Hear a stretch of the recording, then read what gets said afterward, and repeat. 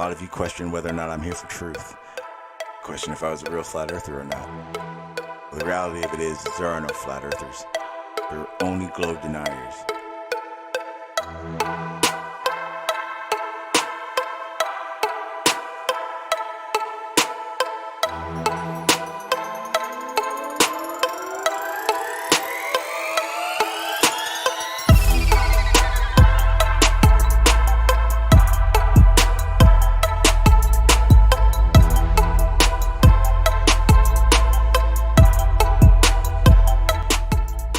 Every flat earth evidence really is just a globe phenomenon, explained by the globe. Don't you see that?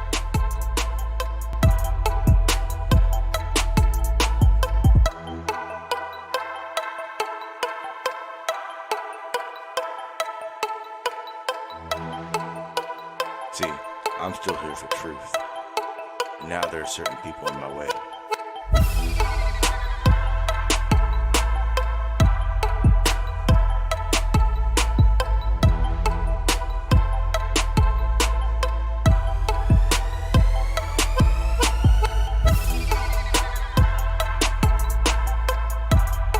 You can deny evidence, but you can't deny truth.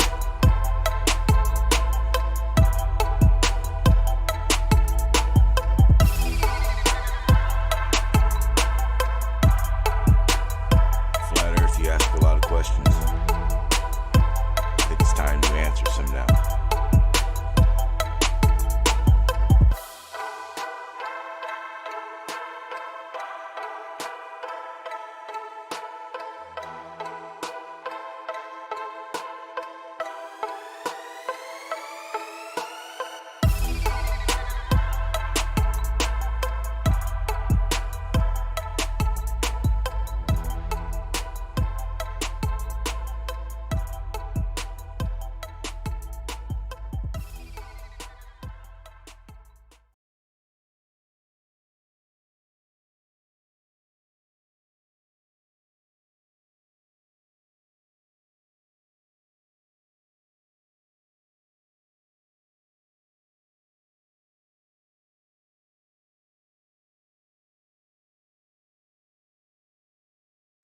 After I unmute everything. All right, what's up, party people? All right, so this is gonna be a fun one. Normally, me and Chris have zero problems, but apparently, I found some things out about him, and it just rubbed me the wrong way. So there's been a little bit of smack talk. He's not from here. I am. So it's gonna be fun. We have a special guest, moderator, Pete. Hey. Thank you again for doing this. So everyone kind of gets the idea what's going on. We're gonna go ahead and just basically start discussing. Chris wanted to bring up the scientific method and pseudoscience. A little bit after that, we'll kind of mix it up and talk about some other things. But we're gonna start off with that. As of a floor mat, it's going to be a discussion, basically. All that straw man crap, I'll throw it all out the window. I don't care about it. But yeah, we can definitely go ahead and start it up. Chris, again, thank you for doing this. And I do apologize for the days of canceling that I am at fault at. Yeah, Chris Matt, aka Babs.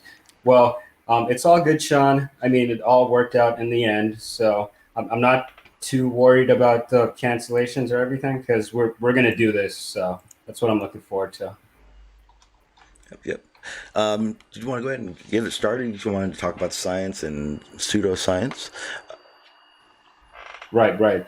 But first, I just want to read out some definitions and just make sure we're on the same page. It's not going to be a semantic debate, but it's important that we understand what certain things mean before we start talking about them. All right. Okay. So, you know what? I think I might be able to share my screen for these two, but hang on, just give me a sec. Yeah, worst case, just let me know.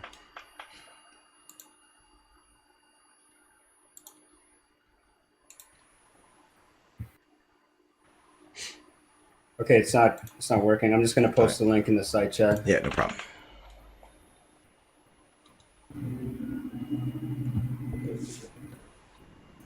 Okay, there we go. All right. Now, before we get into that link, I'm going to read out the definition for pseudoscience. This is easy to find. It's on Wikipedia. Anyone can look this up. I just want to know if you agree with this definition or if there's a different definition in physics. Because what I've seen so far is that certain words mean different things when applied in physics. Yes. So let's see if that applies to this as well. Right. So pseudoscience consists of statements, beliefs, or practices that are claimed to be both scientific and factual, but are incompatible with the scientific method. Agree. Do you agree with that? Yes, I do. Okay. And what do you know about the scientific method so far? As far as my understanding of the scientific method, and a layman's explanation of it, it's a way to fact check one's work without and being able to scrutinize it. It's basically a way to tie loose ends, if you speak if you want to say it that way. I guess that's what I was trying to say. Exactly. And do you agree with this next statement, that no natural phenomena or processes previously unknown to science have ever been discovered by pseudoscience? Do you agree with that? Nah, you know what? I don't agree with that. It doesn't just the idea of pseudoscience, in my opinion, in the statement that you just made. I would think that anyone practicing pseudoscience would still observe a natural phenomena. So what you're saying is that it is possible to understand natural phenomenon using pseudoscience rather than science? Is that what you're saying? Say it one more time. What you're saying is that it's possible to understand natural phenomena using pseudoscience, not science. No. I was just stating that in that statement that you made, and if you are practicing pseudoscience, you would still observe a natural phenomena. Whether to be able to explain it and understand it, no, I don't believe pseudoscience is a viable method to doing so. Right, because you can only understand natural phenomenon using science, not pseudoscience. So you wouldn't come to any valid type of conclusion using pseudoscience. You wouldn't have a verifiable way of verifying your stuff in the methods of pseudoscience versus the scientific method. Exactly. And the scientific method has specific criteria in place that is specific for that, for determining cause and effect relationships and getting an accurate understanding of what's actually taking place when we're observing this natural phenomenon. So if we could go into... I would say in what you just said about the scientific method, there may be a structured method or steps in that scientific method per situation or per field, I would say better. Someone in physics, someone in chemistry, someone doing astrology, or any other of these forms of science that do render observations, they're going to have different tools and methods to getting to the conclusion at the end of their sciencing, I guess you would say. It's definitely not a scientific method. It's the scientific method. It's just steps, and then those steps do vary in the different fields. But if they're varying, if they vary, then that isn't the scientific method. Well, a scientific method isn't a set structure of tools that you apply to verify something. What it is it's a rigorous way for someone to fact check themselves and make sure they've taken the steps to verify what they're trying to describe. Okay, and if that was the case, if it was just a way of determining accuracy, why would we have these two different caveats for describing what pseudoscience and science is? Okay. Why wouldn't we just call everything science? Okay. Well, in a science form of doing so, it's trying to gain that understanding through observations and facts obtained through those observations, whereas in pseudoscience is taking the one observation and coming to a conclusion before the hypothesis, before the tests, before the rigorous steps that it does take to verify things. Okay. So do you mind now if we go into the link that I just posted in the site chat? I will share that right now. It goes into what we're discussing about hypothesis and observations. Yes.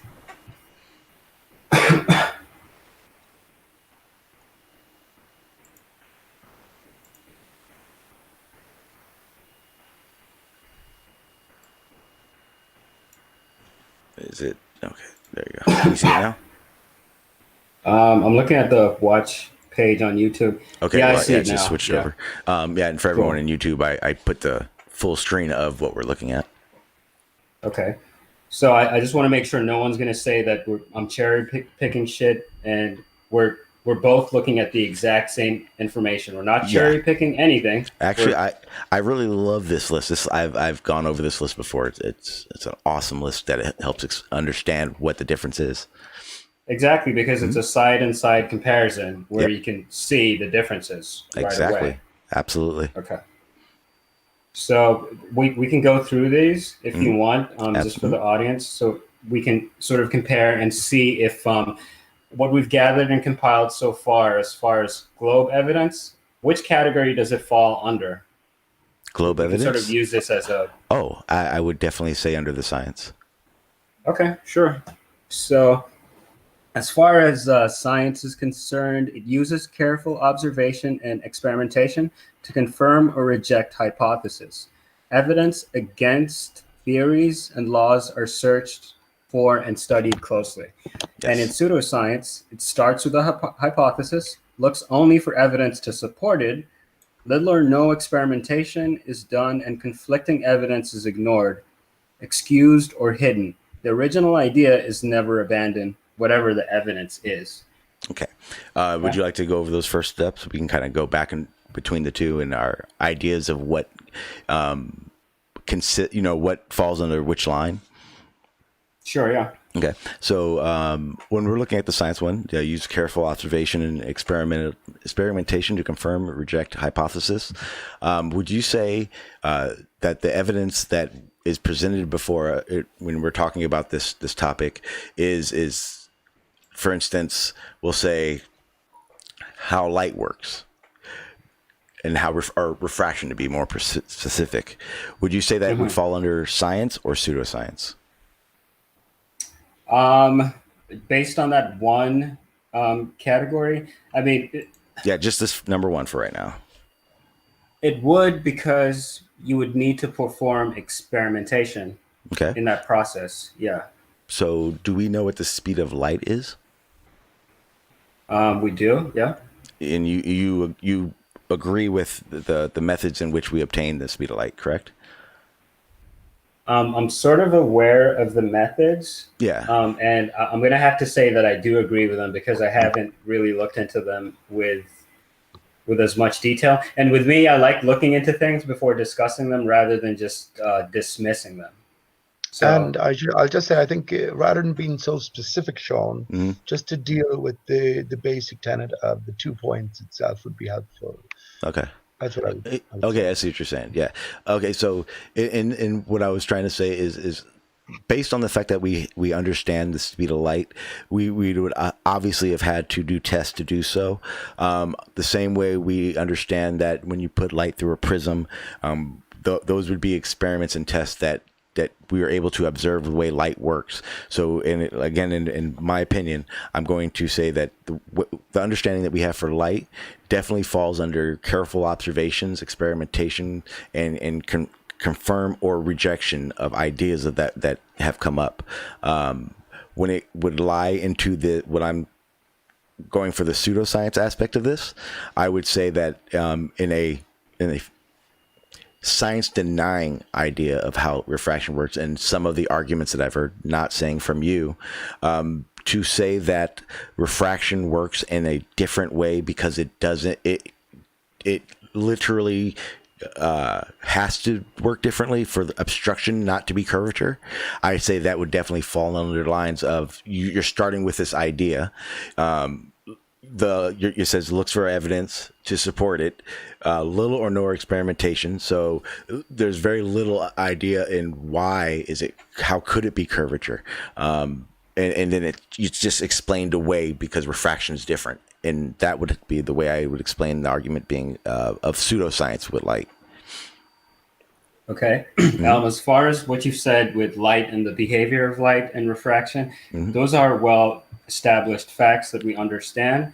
But when you're trying to conflate that with observations and say that we know that the only way we can have obstruction is due to curvature, when in actuality there's several things that are taking place in these observations other than just curvature obstruction. For one, we know that the atmosphere, the consistency of the atmosphere affects how light behaves, Yes. as well as temperature profiles. And, the temperature profiles are generally what are going to determine whether the light is going to bend upward or downward based on like gradient differentials in the atmosphere. So to say that it's only due to one thing, when there's all this other stuff going on is kind of fallacious to me. Exactly. And that would be what I was actually going to comment on. The idea that anyone would say that obstruction due to curvature, the physical Earth, is the only reason. That I can't speak for anyone else, and I can say no one can speak for me, because the way I understand it is obstruction is only one aspect of that obstruction. The reason the reason that obstruction is evidence of curvature to me is that in the observations of hundreds of people that we've all observed, the only consistent observation and variable in this hypothesis is that the physical body of water is actually consistently obstructing, whereas if we're talking about how refractive qualities, atmospheric conditions obstruct, yes they do, whether we're talking fog, miraging, different other situations that the atmosphere presents, those on the other hand are very inconsistent, and that is why when we make these observations, we're seeing so many different type of refractive optics happening. It's literally because all of these things play in a factor of obstruction. What's the other word? Obstruction, distortion. A lot of things play a factor into it. It's never going to be just one thing, whether it be your guy or not you guys. Some people saying that it is just the way the light works. It's not curvature, or it is people trying to come to the understanding that it is curvature.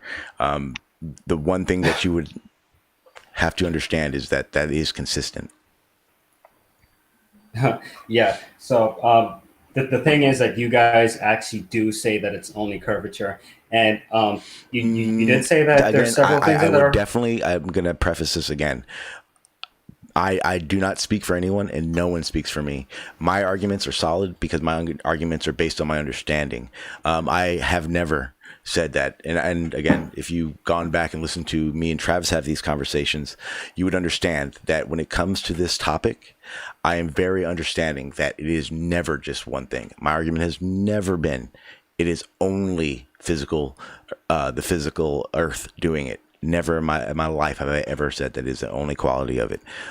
So if you're going to make comments for others, that's fine. You can make those, but again, you're not going to get the same response because that's not my argument at all. Right. Now, okay, you said a lot there, so I'm just going to tackle the main things that you covered. So as far as these observations are concerned, we have been given data, but all of this data is related to geometry. It's never related to refraction or how temperature affects how light behaves in an inhomogeneous atmosphere. So when you provide us with, hang on. When you provide us with photos, here's the thing that I take issue with, and I do this all the time, and it does get aggravating to other people. And I know this, but I cannot have a conversation of other people's arguments. My argument has never, again, I'll say this again, has never been that our observations are of the geometric horizon and or only geometric. The fact that you do have to take into account how refraction works, atmospheric conditions work, always plays a factor in it. These are all things that are, again, rigorously looked over, experimented over and over again, in a way that would verify why we understand the way we do. Okay, so I did make a general blanket statement, and that wasn't specifically targeted at you. Because, from these discussions, we're talking to the audience for the most part. Yeah. Because we're not really going to convince. Maybe if Chris could get his general point across, Sean, and then you'll have time to disagree where you disagree personally. Yeah. My apologies. You're right, Pete. Thank you. Go ahead. Yeah. Chris. So my general point is that when we've been provided with these observations and these images, all they've given us so far is geometric data. So like observer heights, distances, and pretty much that's all the information that we've been given. The data as far as what is going to affect refraction, which is the temperature profiles, are never provided. So all of the conclusions that we're coming to are all hypothetical. To say that we're looking at a building or a boat that's being obstructed due to Earth curve when we're not taking temperature profiles into consideration, this falls into us not sticking to a rigorous scientific method. We're not looking at all the variables. We're just sort of coming up with a hypothesis and looking for evidence to support it, as in pseudoscience. So it's important to consider everything. And you guys criticize us for everything. Like whenever we do laser tests, we always have to make sure the laser's leveled. We always have to make sure we dot all our T's and cross. We have to make sure we cross all our T's and dot all our I's. Everything has to be perfect. But when you guys do experiments, you can do whatever you want, pretty much. So we need to apply the same standard of criticism to both sides, I think. And I 100% agree with you. The statement that you made that we don't take into account refractive indexes is definitely not true. Luckily there are multiple people that have a true understanding of how refraction and light works in these situations. One name that comes off the top of my head right off the bat is Walter Bisling, and his advanced curve calculator. It 100% takes in refractive qualities and atmospheric conditions in that test of your observations. Again, if we want to go to the steps that are taken, as in the scientific method, what would you say would be the steps taken in obstruction by the flat Earth, who says it's not obstruction due to physical body or the physical Earth? What steps would I take? What steps have been taken to justify it not being physical Earth obstructing? Well, we've looked at different types of refractive effects and sort of seen how they apply to what we're observing. But we're still doing the same thing, which is we're coming up with hypothetical conclusions without using real data. And that's problematic. I'd rather use real data than just look at an image and say, this is what's going on. Because that's agree. Pseudoscience. You're in 100%. That was a perfect example of what's happening in these arguments. When you say there's no data being presented, the first thing that comes to mind, let me go ahead and pull it up, is Daz is the cameraman. Actually, Daz is the cameraman is the reason I even gave an F about obstruction, and in the sense that I wasn't getting enough information prior to these discussions. But then what ended up happening after that is that Daza reached out to me and let me know that he had everything any flat earther or science denier who doubt it wasn't obstruction could ever want. I'm looking for the files right now, but it is all that data. The majority of the data that he actually gave me is more or less atmospheric conditions, tide, water temperatures, air temperatures. That is actually the majority of what's in this file. So right. Yeah. So you would have to just post that for me so I can look at it and yeah, see exactly what you're referring to. I'm gonna find it right now, and then I'll share it real quick, and then we'll go back to the Yeah, chat. and for the trolls in the chat trying to make a case, I guarantee you wouldn't talk to me like that face to face, because I'm civilized and you're cavemen. In real life, you get your face splattered on the pavement. That's why I completely ignore the chat. Please control yourself, Chris. You're a wild man. Oh yeah, I'm not even going crazy yet. It's gonna get crazy. It's okay. Where is it? Oh, there it is. Oh. Hang on. I'm finding it.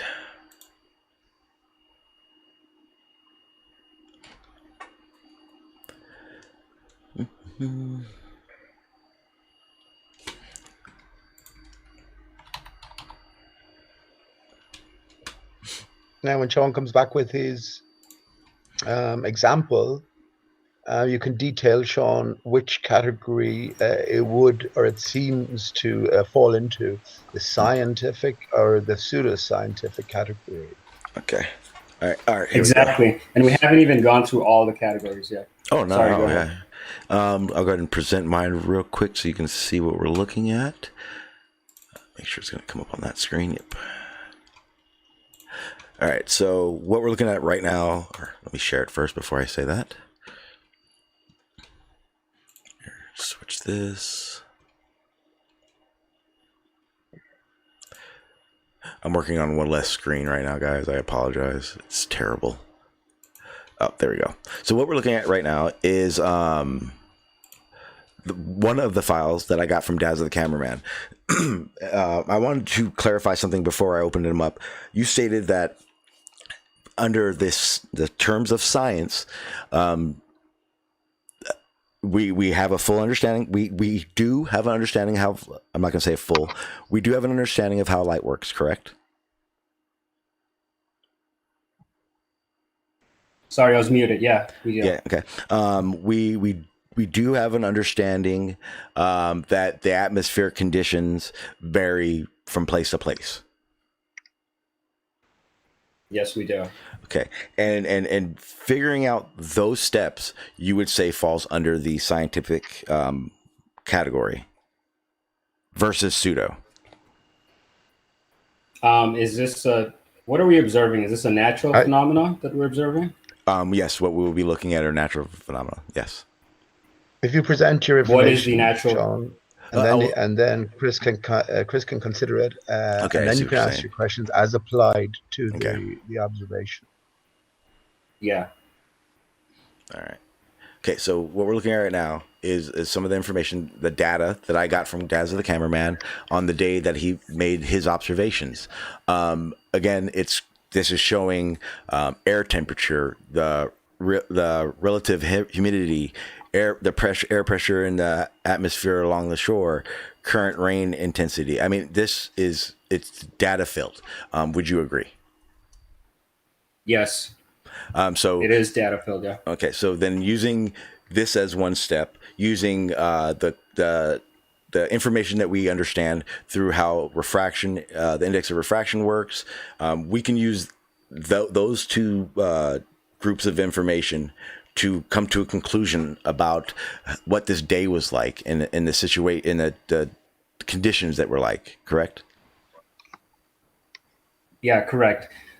But what are we looking at here exactly? Like, what is is this? Okay, so what we're looking at now is the bay in which he took. I'm going to pull that up real quick. So what he did, I'm not sure if you've ever seen Daz the Cameraman's footage. Let me see if I can find just a snapshot. Okay, here it is. Perfect. On a day, he took this image. It's a video, but for the sake of what we're doing, he took this image. This image is this ship. In the video, there are two of these ships, both obstructed with obstruction.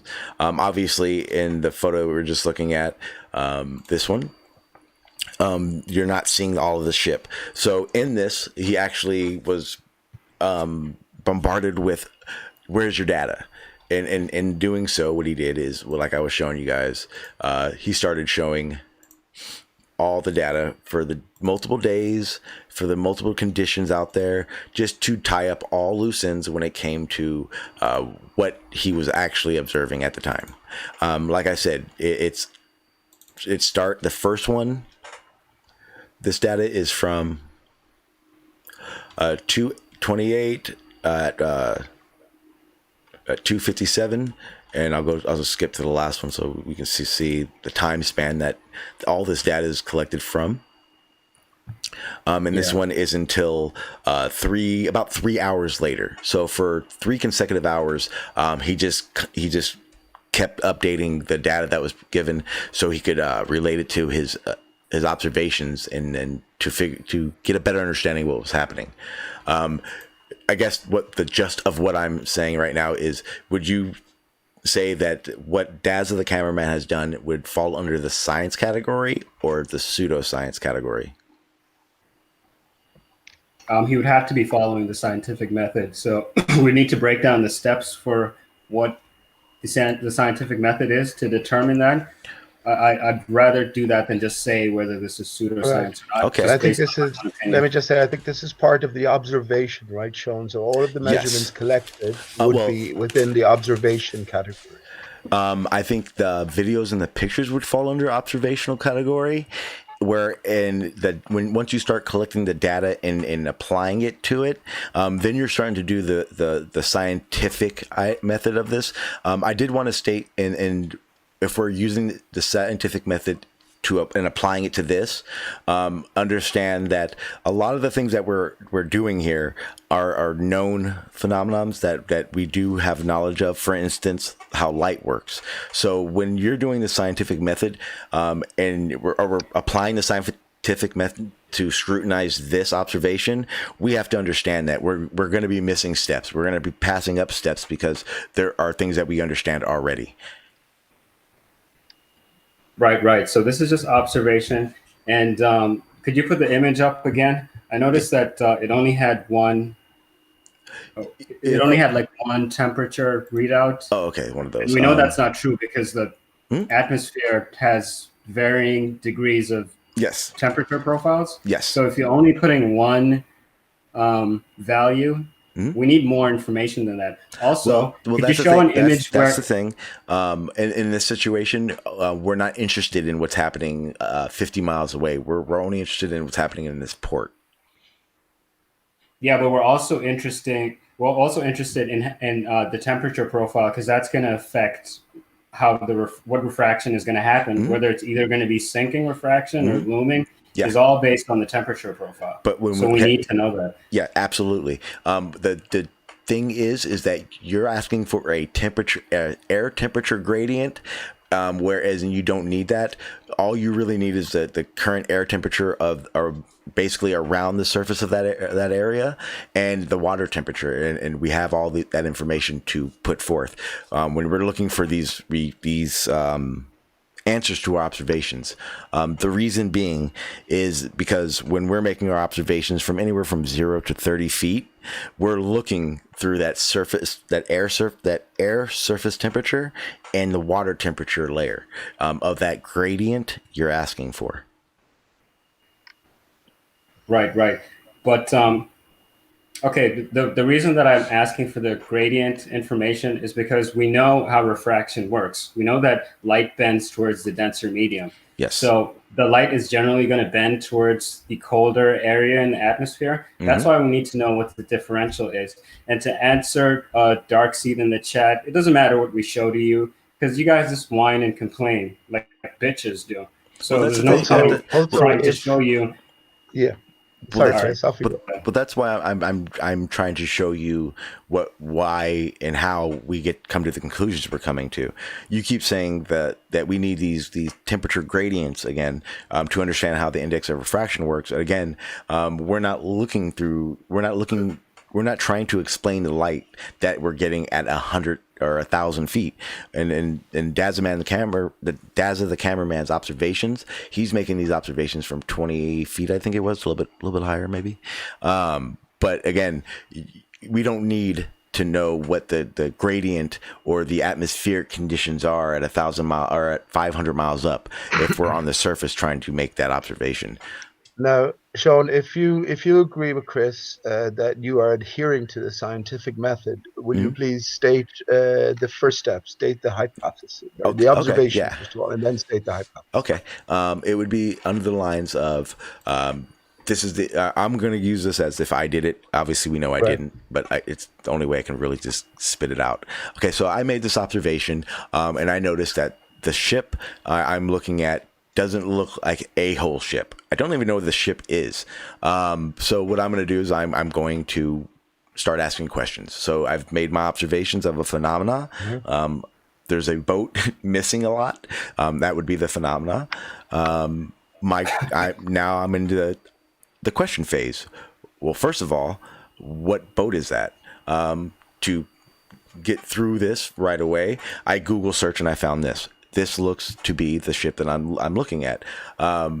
Again, I have to use that as if I did it. I have a video of this, so I know where the shipping lane was. I've gone to Vessel Finder. I've done that before, so it is verifiable. You can do this. So I do know that this is the ships that were in that channel. So when I'm looking at this, I now have asked the question, what ship is this? I've verified that this ship is the ship that's in that channel, and I have also verified that, yes, there's a lot of ship missing there. These are still, now I'm still in my hypothesis phase of this. I'm still asking questions. I haven't answered anything. The next thing I'm going to go is, well, how far away is this ship? I mean, how far? So I'm going to go in Vessel Finder again, and I'm going to get the data that I need to find out how far this shipping lane is, the depths of the water temperature in that channel, the air temperatures of that day, because what I'm going to want to know is what I'm looking at in this picture that I've taken is that, again, that 0 feet to 30, 40 feet elevation. That's what I'm looking through. So anything above that is of no concern to the light that's hitting my eyes. Again, I'm jumping steps because we understand light, so I'm not going to go into the verification of why light hits me the way it does in those temperature gradients between air and water. Again, I'm still asking questions. At some point, I'm going to go, hey, I got to figure out what I'm trying to figure out. So is this A, the boat's too far away, or B, is something obstructing the boat that I can't see?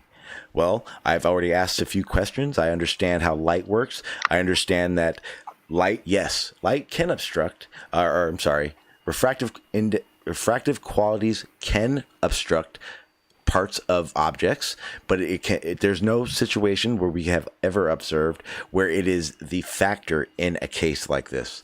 But I also know through other scientific tests and experiments that have been done and helped for the data of this hypothesis I'm trying to figure out, is that there is curvature. Whether you believe it or not, in my hypothesis, there is curvature. So I'm going to start answering some of my questions now. I think that's obstruction due to curvature. I'm going to then go, well, if it's obstruction due to curvature, what if it's refraction?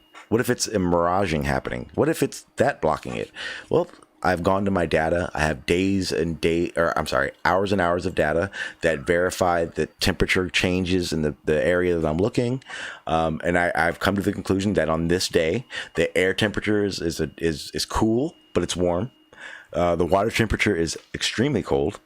So what I'm not going to get is an inferior mirage. And I'm not seeing any miraging. There's no miraging happening. So again, the temperature gradients between the water and the air, I now understand aren't going to be as much of a factor, in the sense that when the temperatures get that low, that the situations aren't as what happens when the temperatures are really far apart.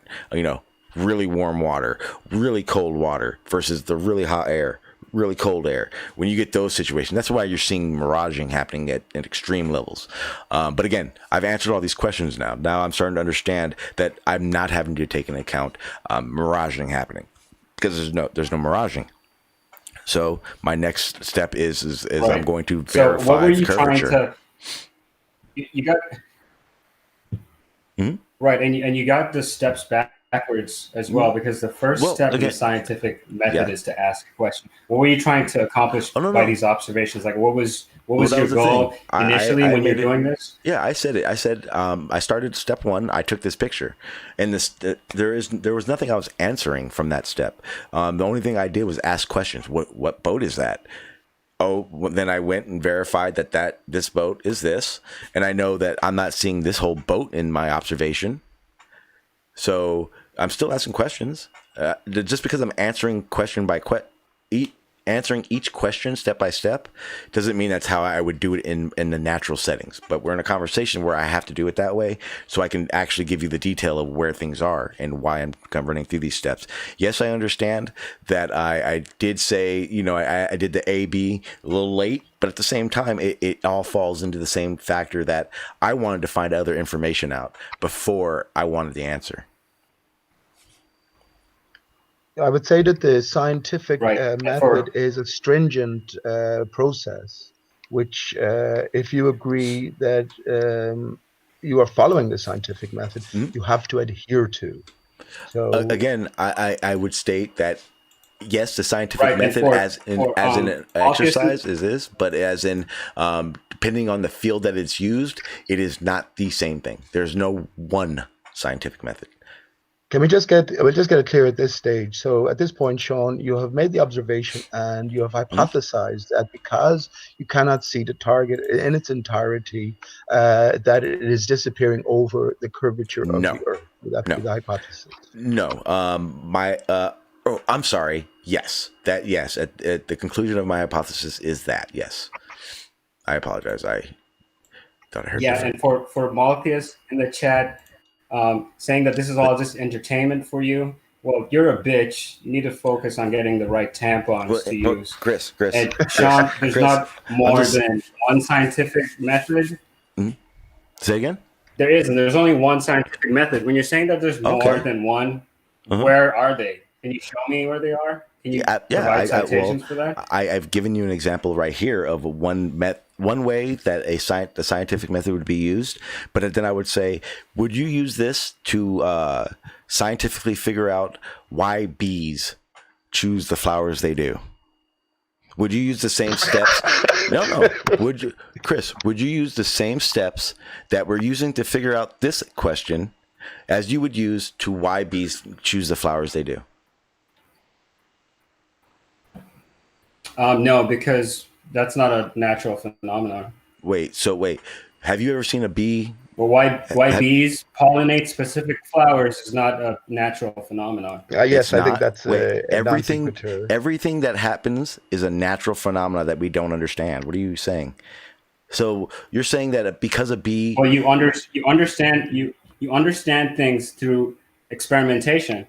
So when you're just observing things, you're observing bees pollinating flowers. Mm-hmm. What experimentation are you doing to determine what is really going on? Because you're just looking at stuff. What you're going to do, coming up with conclusions. I'm very happy you said that. Pseudoscience. Matter of fact, let me pull it up. The scientific research that they did on why bees choose the flowers they do. I think it's probably a diversion, Sean. It's better to stick to the stringent scientific method as applied to the example that you're giving. Well, that's the thing. Chris has stated that this is the bee analogy that I gave is a form of pseudoscience, and it's not.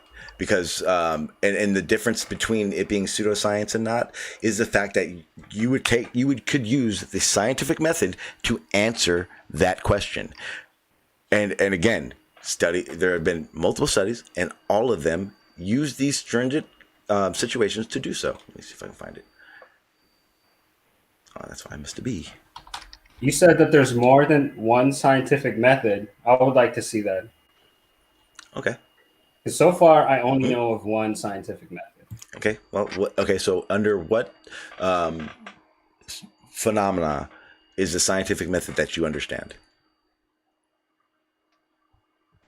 What does that even mean? Under what Okay. The phenomenon? scientific method is So, I applied mean, to. Okay, so phenomena. you said you're under your understanding that there's only one type of scientific method, and I'm trying to figure out what was this scientific method applied to that you took that information from it. what you're asking for, whether I have examples for stuff that this method has been applied to? No, I don't. Well, I mean, not in the there sense of are the some bees, examples that have been provided previously by other flat earthers, but they weren't as rigorously performed. There were still good examples, but they were not, as far as meeting all the requirements for the scientific method, no, they didn't fulfill that. Okay, so And but well, no, I can ask the same hang on, question well, to hang you. on, As well, far as the members, because my question wasn't answered. My question was, you said there's only one, under your understanding, there's only one scientific method, and again, I was going to ask, under what field was the scientific method that you were getting your information from derived that is the only way of doing it? So, was it used to figure out why things fall? Was it why how water works and blah blah blah? Again, what steps do you know of that would change that wouldn't make sense to change differently? Why, or I have a better way of saying this. Why bees choose the flowers they do not a phenomena, for one, and able to be used? Why is the scientific method not able to be used on it? because you're only making an observation. Okay, so what you're saying is in the observation of bees, why do bees choose the flowers they do? You're saying all you can do is watch. Sean, hang on Why a do second. people take a shit every morning? Hang on a second, Sean. Is that Depends- science? yeah, You're it doing is. this Hang on, to please. determine. The food they eat, the time they ate, Yeah, hang on, please. their Hang on, please. activity during the days, all these things factor into why you shit in the morning, Chris. And Hang all on, those please. things So, Sean, are data that you would collect to figure those things out. Sean, if you But because without you brought up experimentation, hang on, there's please. no way of figuring that out. Hang on, Okay, then you please. take a Sean, shit because more you brought than up once. a different example. Go Because you brought up ahead, a Pete. different Pete wants to example, say Sean. something. Go ahead, Pete. Okay, Sean, because you brought up a different example here that probably nobody of you are familiar with. If you want to detail the scientific process to Chris that has been undergone to show exactly why bees tend to certain flowers. Yes, if you want absolutely. to detail that, I can. so then he can tick the boxes, I should Okay. imagine. So I've actually read a few papers on this, so I'm going to give it a rough draft, but this is a paper that does explain it. The ways that you would use the scientific method in trying to figure out the phenomena of why bees choose the flowers they do, you would ask the questions of, do they smell it? Do they see it? Are they just naturally attracted to it? How would you figure these things out? You would change the variables. How do you change the variables in a situation? You would change the colors of the flowers. You would find flowers that have the nectar that they get. They would find flowers with less or more of it. And what they found is that in their conclusion, that it's actually the UV light that is radiated from these flowers. Again, because we know how light works, we understand the autonomy of the bee. So we understand how they see, and we understand that they only see a certain type of light wave or frequency. And we understand that is how they see. They pick the flowers they do. And again, I kind of skipped and I forgot to say, in one of those things, they actually genetically grew flowers that were of the same species but were white, to see if it was only the ultraviolet quality that did it. And what they actually found in the study, it was actually another paper, I'll find it and send it to you.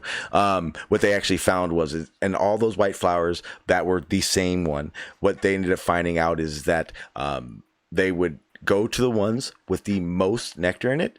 And what they ended up finding out, regardless of the genetic qualities of that flower, the nectar still has its frequency that they actually do pick up on regardless. And that's actually what they're actually zoning in on. when they pick a flower. So if you think that what I have just explained has nothing to do with the scientific method, then your analogy of the scientific method is applied through pseudoscience as well. Comments, Chris? Yeah, sorry, I was muted. I just put a link in the side chat that I'd like you to put on screen. Okay. But before we go there, what I want to know is, could you tell me what the independent variable and the dependent variable is in this experiment, as well as the control variable? Because we need to know what those are to determine if this is an experiment or not. Yeah. The colors of the flower, the nectar content of the flowers, the amount in them, the type of flower, whether it be from different countries or different areas of the place. Though all those things are the variables that you're going to manipulate. Okay, so you would the independent variables would be the flower colors that you're changing, just to see if it actually is color that's causing the bees to be attracted to those specific flowers. That is one step. What about the effect? What's the dependent variable? Okay, it would be literally the example I gave you in a situation where they genetically made all the same flowers, or I'm sorry, all the flowers white with different nectar qualities or amounts in them.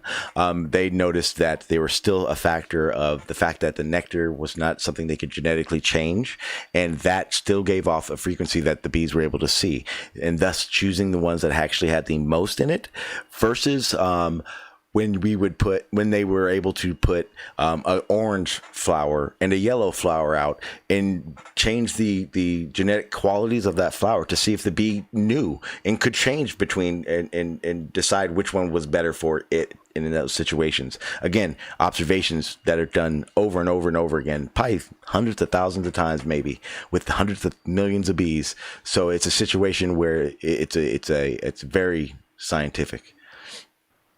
Okay, excellent. So I'm actually bookmarking this article. I'm going to look at it later on, just because I'm not going to grill you on the scientific method in regards to this article. I feel like I can look at it on my own and determine that myself. But what I'd like to know is, I've posted this image in the side chat. Okay, if you could put it on screen for everyone to see. Yes. Now that is the scientific method that I'm familiar with. Yes. You mentioned that they're different ones, or there's certain processes where you don't have to follow all these steps. Well, so in the situation in the situation of our conversation, it was what I meant by the skipping of steps. We know how light works, stuff like that. When I said that there are different methods or scientific methods applied to the fields, no. What I meant is there are different applications to way you go about these things. For instance, if all situations, you're going to have the observations. All situations, you're going to ask questions. You're going to ask different questions. Do background research. You're going to obviously have different avenues of background research, and you're going to do pending the field you're doing. Construct a hypothesis. Every single one will do that as well. It's just going to be a different form of the hypothesis depending on the different topic or the different field. Test with experiments. That's simple. They're going to be different experiments for different fields that are being applied to the situations. Producing work. Everyone produces work. Right, but you're still going to have to follow all of those steps. You can't just take one step. Answer Malpius in the chat. What did he say again? Oh yeah, the reason that I bookmarked the article that Sean gave me is because I obviously can't read it right now. Chris, I would more appreciate it if you just focused, because what's happening is I'm talking to the trolls because what I would like to ask you is, and when I said that there are different methods used in the scientific method depending on the fields, did you think I meant where it says ask a question? There's another scientific method that says don't ask a question, answer it.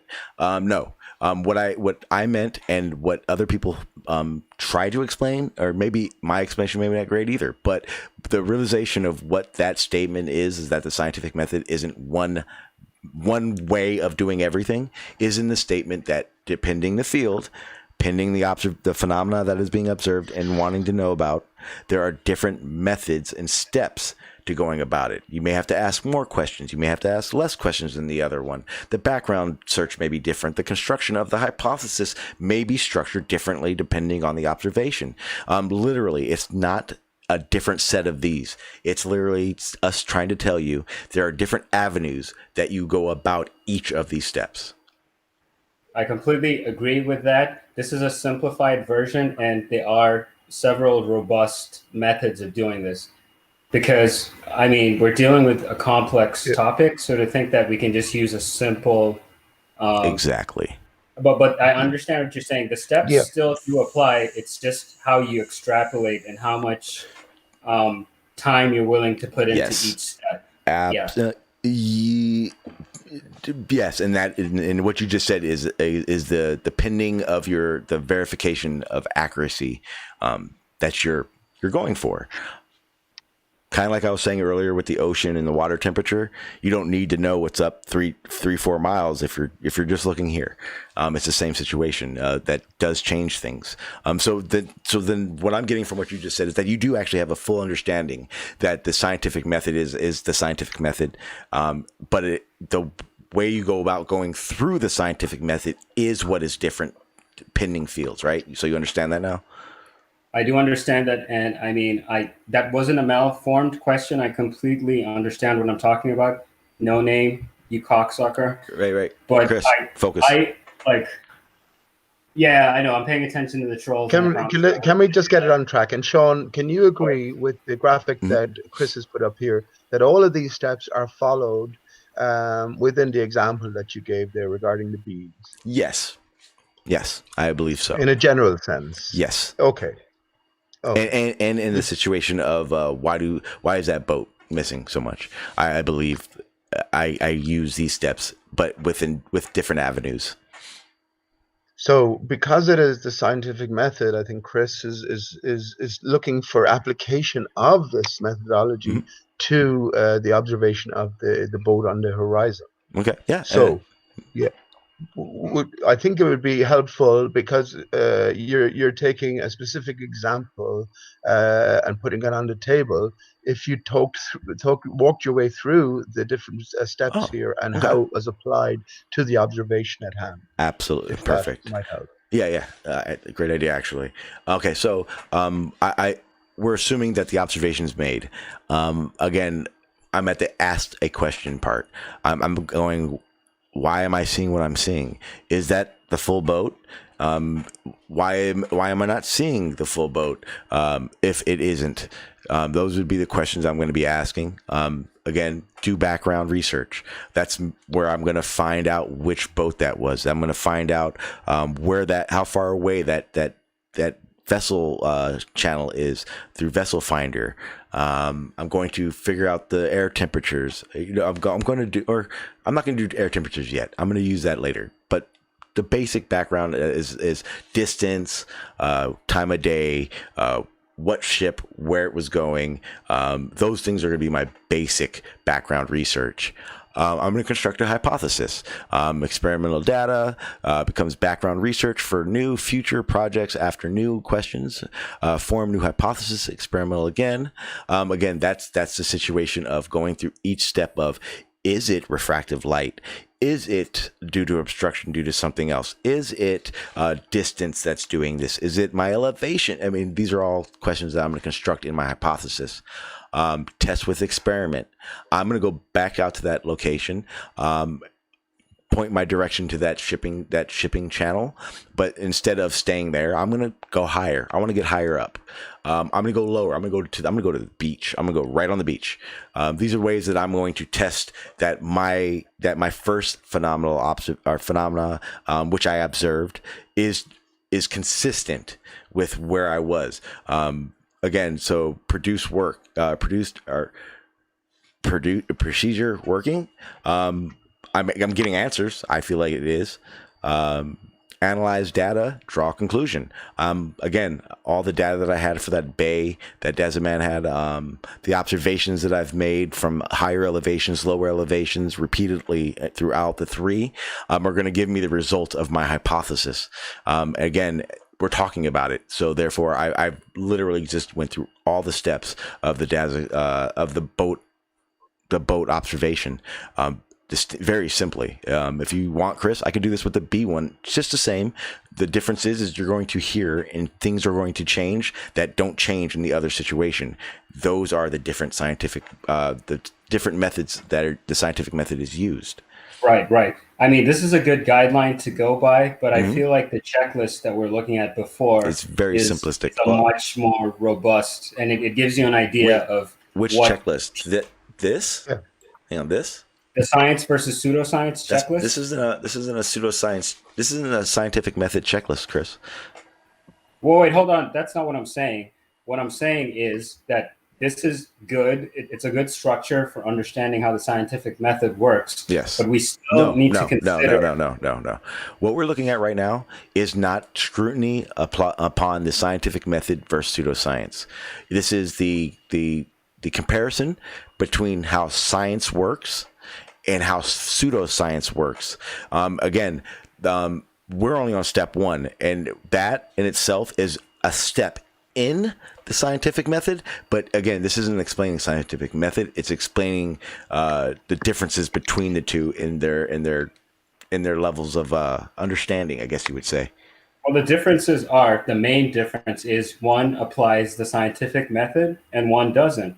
So it does have to do with the scientific method. Right. And let me just say, Sean, I think Chris laid it out at the start that he wanted to make sure that both of you were on the same page. Yes. So maybe it'd be helpful if you went through the complete list, Chris. Yeah, let's do that. Exactly, yeah, because we're only on the first point, and we've left out like so many other points.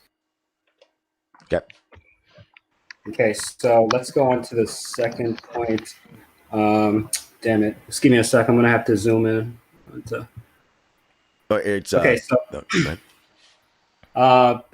Science is based on well-established repeating patterns and regularities in nature. And pseudoscience focuses without skepticism on alleged exceptions, errors, and anomalies and strange events.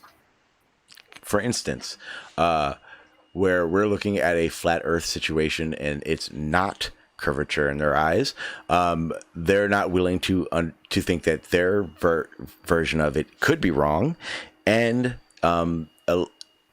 it's literally not looking at the facts to come to an actual conclusion. Sean, if you just stick to the point being raised as opposed to being specific about flat Earth versus low Earth, I think it's more a general point that Chris looking for agreement on or disagreement. Okay, I apologize. Exactly. Yeah, we need to stick to the point because when we're doing these observations, we're looking at anomalies and strange events. We're looking at mirages, we're looking at light refraction, and we're focusing on that and saying that this is a phenomenon. So we're focusing without skepticism on alleged. No, I feel like you're definitely using those anomalies as the answers, and in the definition of anomaly, it's not the ongoing understanding answer. It's an anomaly. Anomaly is something that is different from the norm. Let me just clarify that scientific or pseudoscientific operations or procedures can be applied by both sides. So there's no, there's no monopoly here. But I think that would be helpful. I think you're looking to have a sort of a common language, and that you can both agree what can be classified as a science and pseudoscience. And if you don't agree, then you can air that. Right. Okay. So, we're actually gotten to the hour mark. I'm going to try and go through this as fast as possible. Yeah, I was just actually thinking the same thing. Let's actually just read through it, and then if we have any situations that we want to bring up throughout that list, then we'll do it that way. Yeah, I didn't realize so much time had gone by. Me either. I just looked at the clock. Bad. An hour is gone already. Unbelievable. Yeah. Okay, so the third step is it feels like we haven't got anywhere. Yeah, it feels like actually no, we have made progress. I definitely feel that. initially we're talking to the audience. We're not talking to the people that don't want to learn anything. So, Okay, so all right. So the audience are a bunch of cocksuckers for the most part. Anyway, sorry about that. yeah, they're a bunch of faggots out there. So, in science, reproducible results are required of experiments. In case of failure, no excuses are acceptable. But in pseudoscience, results cannot be reproduced or verified. Excuses are freely invented to explain the failure of any scientific test.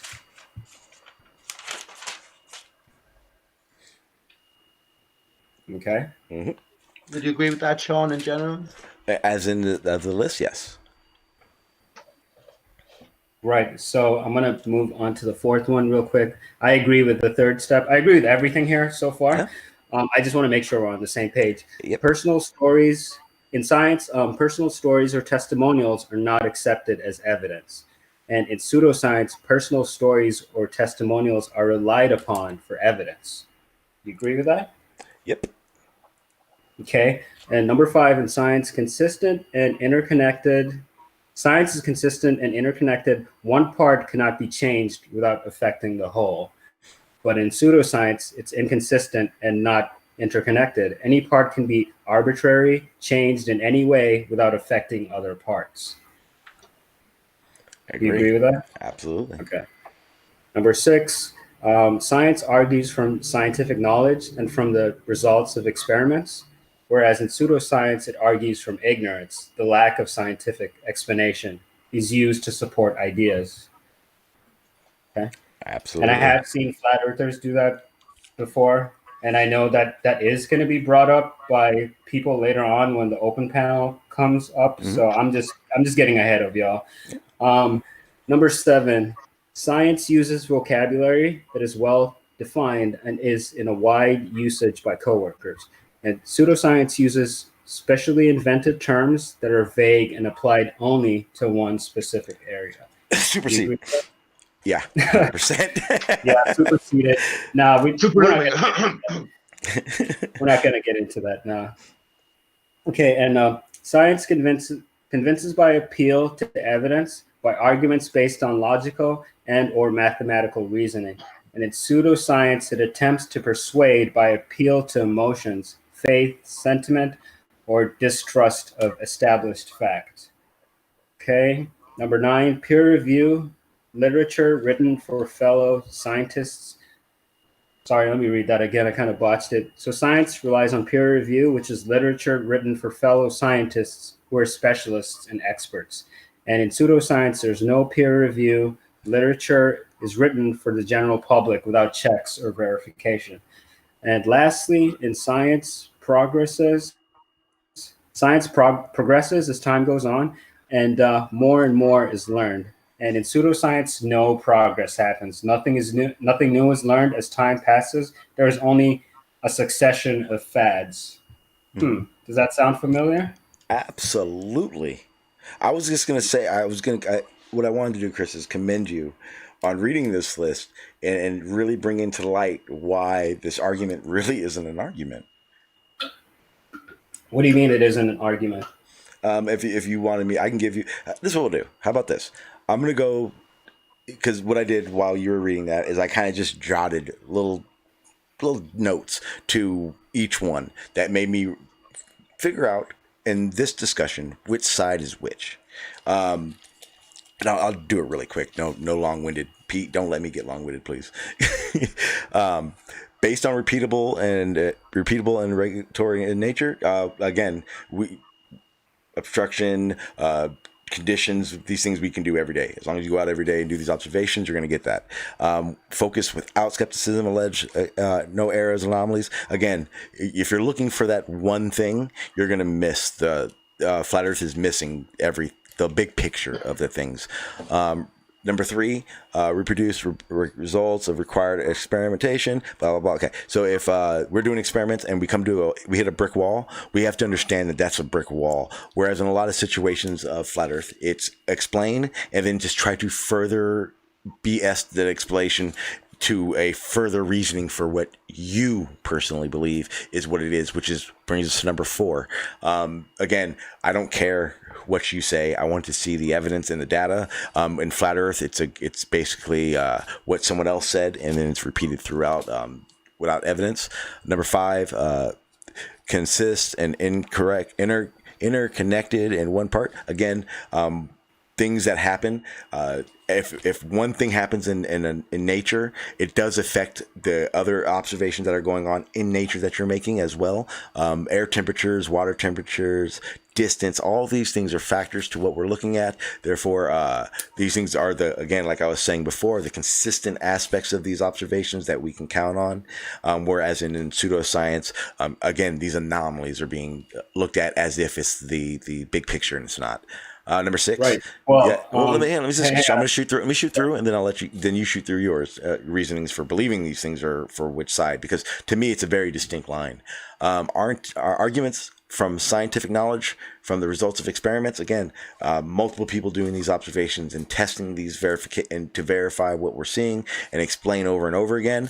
Whereas in pseudoscience, argues from ignorance, lack of scientific explanation, and use to support ideas. This is literally a situation where we're getting people, and I hate to say names, but I'm going to, Travis, someone who is just doing it without any experience or knowledge of what he's doing and making conclusions upon that. Number 7, vocabulary is well defined in science. Again, this is why we keep going through this. What is the definition of things, and understanding these things. Get that understanding that when we're talking about the definition of these terms, it's not something that can be made up or scrutinized. It's literally a set understanding of definitions for these terms, so that when, for instance, me who believes it's a globe, where Chris, you believe it's flat, we can have an understanding of the terms we're using, where they're not going to be different. It's the same thing as how Latin works. Not everyone, or the way it works, not everyone speaks every language, but they finalized on one language that everyone would understand is going to be the baseline for certain terms. That's the biggest issue I think we're having right now, understanding that we don't need a discussion of the definition of these terms. These definition terms are listed everywhere for us to look at. We can literally pull up a list of these terms and go from there, and not change them. Peer review lectures, literally we do this on a regular basis, where we're all looking at scrutinizing other people's observations, scrutinizing the data that they presented in their observations for their conclusions, whereas then we're looking for flat earth and there's a lot of holes, things are missing, and not having to be explained because then the last one, progress. As time goes on, more and more is learned, whereas in pseudoscience, no progress is the same situation. Whereas in the globe has, from day one of we want to know to now, has obviously changed and progressed. Whereas in we're still talking about what is gravity and being told is density. You're not flat Earth is not furthering their understanding of these things going on. Therefore, under my eyes, it does fall under the pseudoscience, because there is no progress. You're not advancing on the understanding of what they're trying to explain with any success. So in a sense, that is my understanding of science versus pseudoscience, and I gave those examples so you understand where I'm coming from and what shape the earth is. Right. Okay, so you said a lot there, and I'm going to try and cover everything. Yeah, well, the floor is yours now, Chris. I'm not going to even interrupt at all. Possible. Right. Okay. So as far as the peer review that we've had so far in regards to this topic, we do have these discussions with you guys, but it's mainly just been ridicule so far. And we are willing to have a civilized discussion, but this is not the arena for that, just based on what we've seen.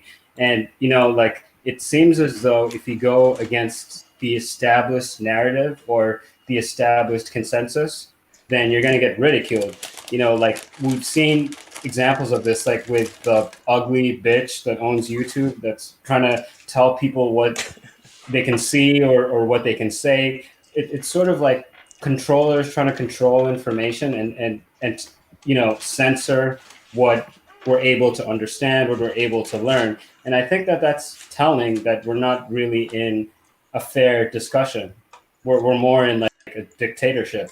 And you know, like I'm open to peer review, but if all I see is just ridicule, just videos by like assholes and trolls out there and people that aren't interested in learning, because I'm going to tell you this: 95% of the people here are not here to learn.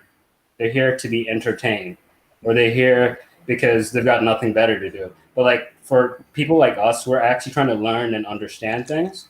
So the best we can do is just have these discussions as civil as we can, and hopefully the people that are watching might be able to learn something. But like, I mean, the peer review that we get, you have to agree with me. Like, it's not really fair. It's really biased in one direction. Nothing we say is ever considered. I've even heard arguments that have been made by Globers that are exact same arguments that have been presented by flat earthers, and merely on the basis that it was presented by a flat earther was it not taken seriously. It was scrutinized on that basis, not on the merit that it was actually factual, or you know, that they knew what they're talking about. It was only on the basis of the person's belief system. And you're saying that we offer explanations for things, but we don't really tell you why they're happening. That's the same with the globe. Like, your epistemology does explain things that are taking place, like with gravity, for example, but it doesn't tell you why it's happening. I understand what you say when you ask, okay, when you say that density is the reason that things fall to the ground, that still doesn't tell us why things are arranged in that way, why things that are heavier are like below and lighter things are above us. It's your gravity explanation still doesn't give an answer to that. You're just telling us, you're explaining to us the mechanics that we're observing. But as far as giving us why it's happening, your epistemology does not provide that. So when we say that we've given you examples, it's merely you guys that are not willing to accept them because they're similar to the explanations that you're given by your epistemology. You know, like, you don't answer existential questions or answer why things are happening the way they are. You're just telling us this is what's taking place, and that's it. So yeah, I mean, I feel like I did miss a few things that you said, but I tried to cover everything as best as I could. Yeah, no worries. I actually like to speak on a few things because I actually agree with a few things you said. When it comes to, and bring light to this, when it comes to the idea that you're upset YouTube is censoring, or that certain platforms aren't allowing flat Earth to present, the best part about that is there are answers to these things. If you don't like YouTube, there's a place called TRUUTUBE. A buddy of mine who is a flat earther started it up. Everyone is welcome to do that. There is censoring because obviously people are stupid, but you know what I mean. There is no censoring to the topic. That's one aspect of that. I do agree that a lot of these platforms and Discord servers are definitely making it impossible for what someone believes or thinks to come out, and for their understanding to change and or advance. I definitely think that is a real factor that's happening. I think this isn't a open and shut case because our understanding isn't open and shut. I think, especially for someone like myself, this conversation can go on for years. Why? Because I don't have a full understanding of everything. So to think that anybody here now and on both sides, oh shit, hang on. Oh, did I just do what I did? Can you guys hear me? Yep. Hang on, I just hit a chord and my screen just flipped out. I have no idea what's happening. I can hear you, Sean. There it goes. It's back. Hang on. My computer just had a little hiccup. There we go. We're back. All right. Yeah, stop presenting. Hang on. That's fine. I might summate Chris's point that there does not seem to be an honest spirit of inquiry when it comes to these questions being raised. Would you agree with that, Sean, or disagree? that they're say again, Pete. I'm sorry, I was trying to There fix does it. not seem to be an honest spirit of inquiry when you have all of this different censorship as it appears. Yeah, it definitely. Yeah, Would you agree with that? it definitely makes it extremely difficult, and it definitely does put a black eye on who is around for truth slash what's being shown. But at the same time, I don't think it's understood that we're not here dealing with it as a situation of YouTube is stopping our free speech, because here's the reality of it. YouTube is a company who can make the rules of whatever they want. Pete, I got rules. Chris, I'm pretty sure no one can just do whatever the fuck they want around. You got rules. Everyone's got rules. Again, you would have to find the platform that you feel comfortable and isn't going to take down your stuff. Is it a problem? I think it's a problem, but at the same time, I think it's a bigger problem that there are people out there that don't give a fuck, think it's a joke, and are putting out real bad disinformation. And I think YouTube is trying to figure out a way to handle that. Unfortunately, Flat Earth does fall along those lines, in my opinion. Whether or not, it was just a plan by the controllers. They just changed the algorithms so the trolls control us. Like, this is something that has been going on for long. It's only now that people are starting to recognize it as being real, because we were talking about this for a long time. Oh, We yeah, mentioned that we're being censored. Everybody was like, "Nah, you're not being censored." well, that's But now why. you see what we're talking about. Yeah, Right? I know what you're talking about, 100%. But that's also why, and I am honored to be in this class. Me and Jose, why we run our shit the way we do, why it is so different from Jim Pandas or Fight the Flat Earth or Team Skeptic. It doesn't work. I'm sorry. That's exactly what you were saying earlier. If you're in it for the entertainment, that's awesome. I mean, it's entertaining.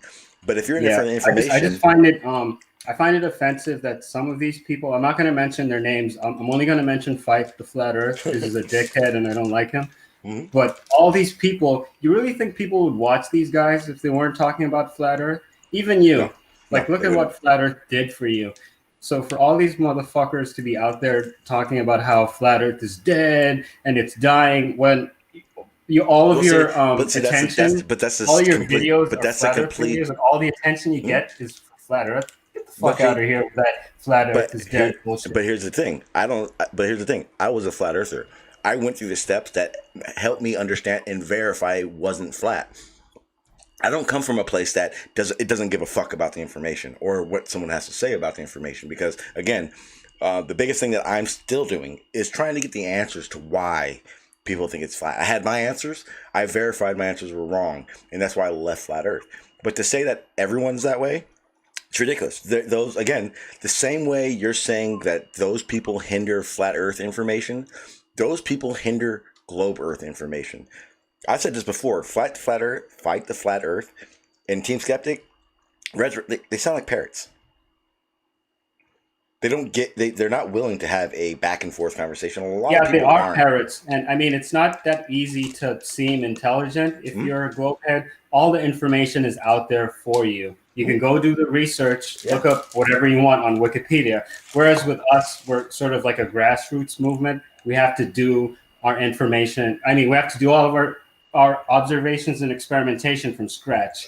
Well, you guys already have stuff to work with. But here's the thing. But at the same time, because of this conversation that we are having, flat Earth and globe, realize this, Chris, that I am learning everything. I'm started at zero. I started at where quote unquote flat Earth is, and I am by no means near a genius. So there is a progression in people to want to learn and understand things. It's just a different progression for everybody. My question would be at that point, when you hit a brick wall in your research, what do you do? Oh, sorry, I was muted. But yeah, I mean, I'm not. This wasn't specifically targeted for you because I know that you're not doing this just for profit, right? No, I know that for a fact. But like I like that you're bringing this. Hang on. I like that you're bringing this point up. But the reason I'm bringing like the platform that me and Jose present is the fact that there are two different conclusions to a conversation in these two different situations. You know, where people are just trolling or think it's entertainment versus people based here for learning. Again, I love entertainment. I have a problem. What I mean is that I have a problem with the people that are in this just to benefit. And I mean, they're not addressing that they're doing it off of our backs. Like, fight the flat Earth. Who would watch? Okay. Like, in all honesty, who would watch any of these people if they weren't talking about flat Earth? Like, who would? Nobody would watch these guys. Here's a problem. At the same guilt that you're putting on Fight the Flat Earth, why don't you put that on the flat earthers that are going there, that give him a platform that is supported by so many, to watch them talk shit about flat earthers? Why are flat earthers continuously going there? Well, I have a problem with that as well. Like, I didn't like that specific people would go there continuously with like really dumb arguments, and that's what they wanted. Like, it's not. They want to talk shit and get people to watch and laugh while they talk shit to people they think are useless to talk to. That's not going to get anywhere. But the thing is that is entertainment. I don't give a fuck what you say. That shit's funny when flat earthers do it, right? You laugh your ass off when flat earthers are talking shit about globers, right? I mean, I do, but like I said, I'm here to learn. And in all honesty, like, these guys that we're talking about only look for easy targets, because that's the only way they're going to be able to entertain people. You're right. Like when what the fuck is his name? That guy, Slominger's cat, when he debated what's her name again? The spirit level person. You know what I'm spirit level. Yeah. Yeah, Mariam Spirit Level, or whatever whatever the fuck her name is. Like, she's a complete joke. So they look for people that obviously have zero understanding in science. People that they know are easy targets and are going to be easy to ridicule and make an example of. Okay, and it's so obvious. I don't know why people don't it's fucking insane. Here's the problem. You're a fan of Nathan Oakley and Quantum Eraser, aren't you? I wouldn't say I'm a fan, but we're friends. Okay. What is different from what they do versus Fight the Flat Earth and Team Skeptic and the ones you're talking about? I don't know, because I don't watch Fight the Flat Earth or Team Skeptic. Okay. Well, you obviously have watched them and you know their characters on their streams. What is the difference between their making entertainment than Nathan Oakley and Quantum Eraser making their entertainment? There's no difference. Okay. I mean, it's generally... So then you're in full agreement that Nathan Oakley and Quantum Eraser are a detriment to Flat Earth. No, they're not. Okay. Well, I was in full understanding that, and I said this a few minutes ago, and I'll say it again. Fight the Flat Earth and Team Skeptic, they are entertainment. They are a detriment to the people that want to learn. Okay? You agreed with that. No, wait, Chris, you agreed with that. Now I'm going to ask this question one more time now that you understand what you agreed upon. Now I'm going to ask this. Is Nathan and Quantum Eraser a detriment to Flat Earth? No, they're not. Okay. Is Fight the Flat Earth and Team Skeptic a detriment to the globe information? Yeah, but you got to let me answer those. Then no. Then I want you to be honest. Then is Nathan and Quantum Eraser a detriment to Flat Earth? No, and I want to be honest. If they're not a detriment to Flat Earth, no, because that irritated the fuck out of me. You just said that. So if Fight the Flat Earth, who talks shit, Fight the Flat Earth, who talks shit about flat earthers, finds the fucking the weak sheep and picks on them, and doesn't let the information get out. It's an entertainment show. You're telling me Nathan is not the same fucking way?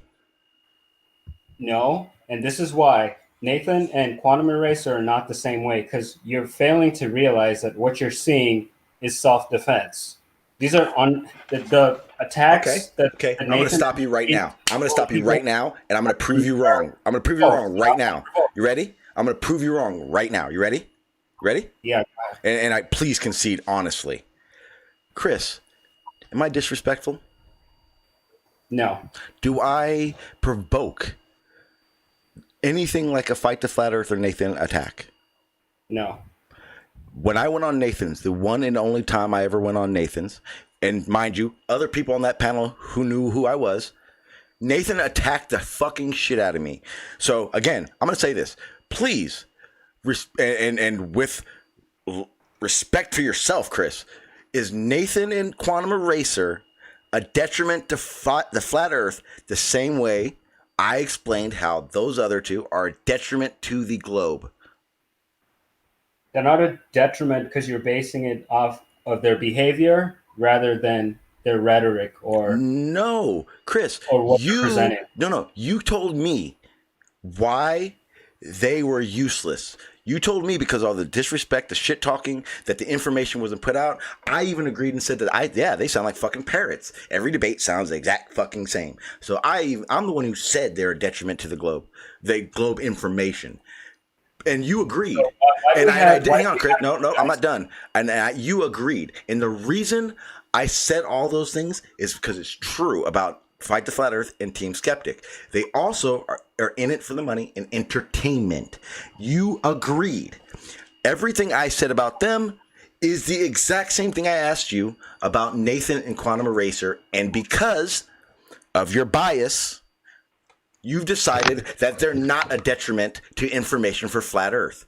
But yet they're parrots. They talk shit, and your defense for it all was their defense.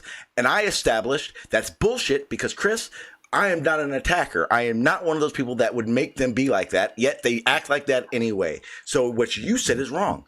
So I'm gonna ask this again: is Nathan Oakley and Quantum Eraser a detriment to the Flat Earth information? The same way I explained that Fight the Flat Earth and Team Skeptic are a detriment to the information provided for the globe.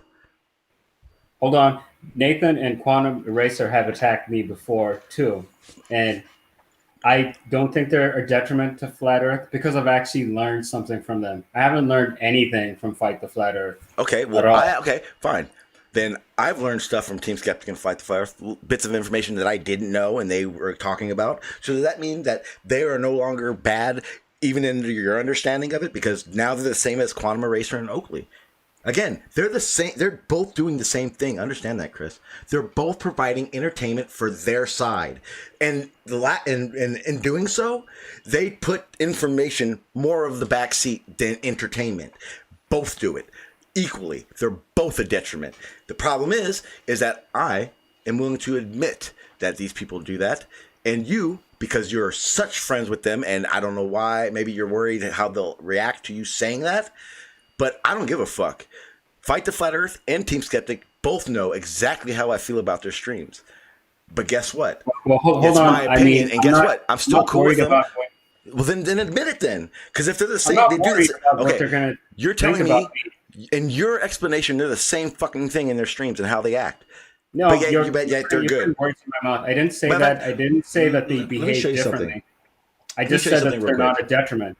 I want to show you real quick. I didn't say that they behave differently. I just said that they're not detrimental on the basis that I've actually learned something from them. I didn't say I condone their behavior. Mm-hmm. They've attacked me before. But who am I to tell grown men how to act? They're grown men. They can do whatever they want. Oh, I'm not on your show telling you what to do either. But that's the thing. Okay, so tell me. Okay, then tell me again. Exactly. So tell me why you don't like them so much again. Fight the Flat Earth and them. Because they're benefiting off of the backs of flat earthers. Like they're lazy and they just pretty much just benefit off of, what we've done as a community. Like they're just and they don't acknowledge anything. And what does Nathan do different from that? What is Nathan doing differently? You're telling me he doesn't make money on yelling at fucking Globers and making them look stupid, not providing much information, making them look stupid. What's the difference? There's no difference between them, man. That's what I'm trying to make you understand. Well, the difference is there weren't any good flat earth debate shows before Nathan. There was Dread, You've Been Exposed, and there was Bro Sanchez. I agree with you. Yeah, so I don't know. I agree with you. When Nathan started, it was. That was the reason Nathan started it. It was a great idea. You want to know what fucked that up? He picked entertainment over information. Yeah. Okay. I could agree with you on that. Okay, that's what I was getting at. Maybe me saying that they're a detriment to flat Earth is a little harsh for you to admit to, but yeah, they're this. You're not Nathan and Quantum Racer are no different from flat Earth and Team Skeptic. They're the same, But just on Nathan different admits sides. that he's doing this to make money. He's Exactly. not. Guess what? He's Guess what? transparent about Here's it. why. Here's why. My opinion is not versus on our friendship with Team Skeptic and Fight the Flat, because I'm cool with them. Matter of fact, I don't talk to Fight the Flat Earth that often, but we're cool. Team Skeptic, I can message him anytime. When I was a Flat Earther, me and Team Skeptic had that talk you just said, and Team Skeptic said this, and I will 100% agree because I've talked to him off live streams.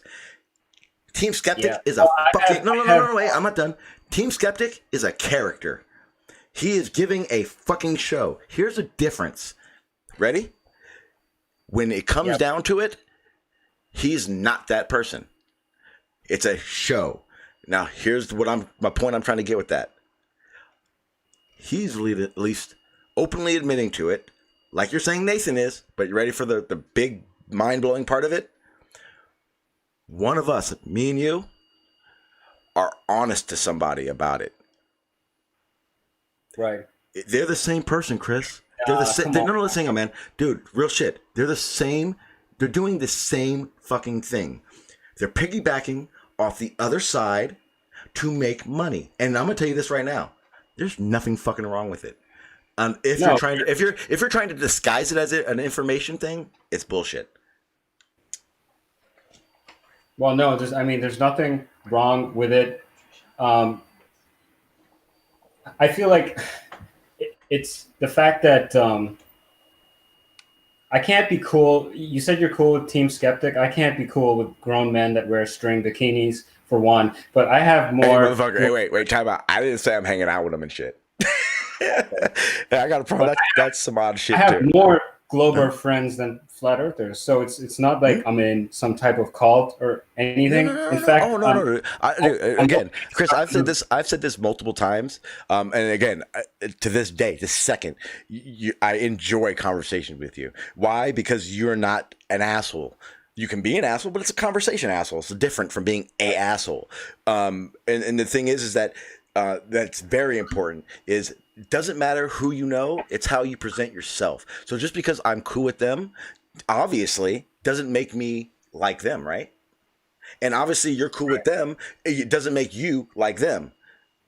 Yeah, I'm cool with people that I can have civil discussions with, people that are not going to disrespect me or make any assumptions about me before talking to me. Unfortunately, a lot of globeheads are like that. They come in with, this big dick swinger attitude. Hey, you ever been to 24/7? Yeah. And here's the thing. This isn't even to you, Chris, in general. This goes to everyone listening right now. And this is a very big situation that everyone needs to fucking understand very clearly. This isn't, they did this and they did that. Both sides are equally as fucking stupid about this situation.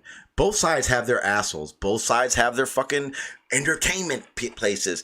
Both sides have their want to know information shit. The idea that we're all just keep pumping everything into this side and that side, that's the problem.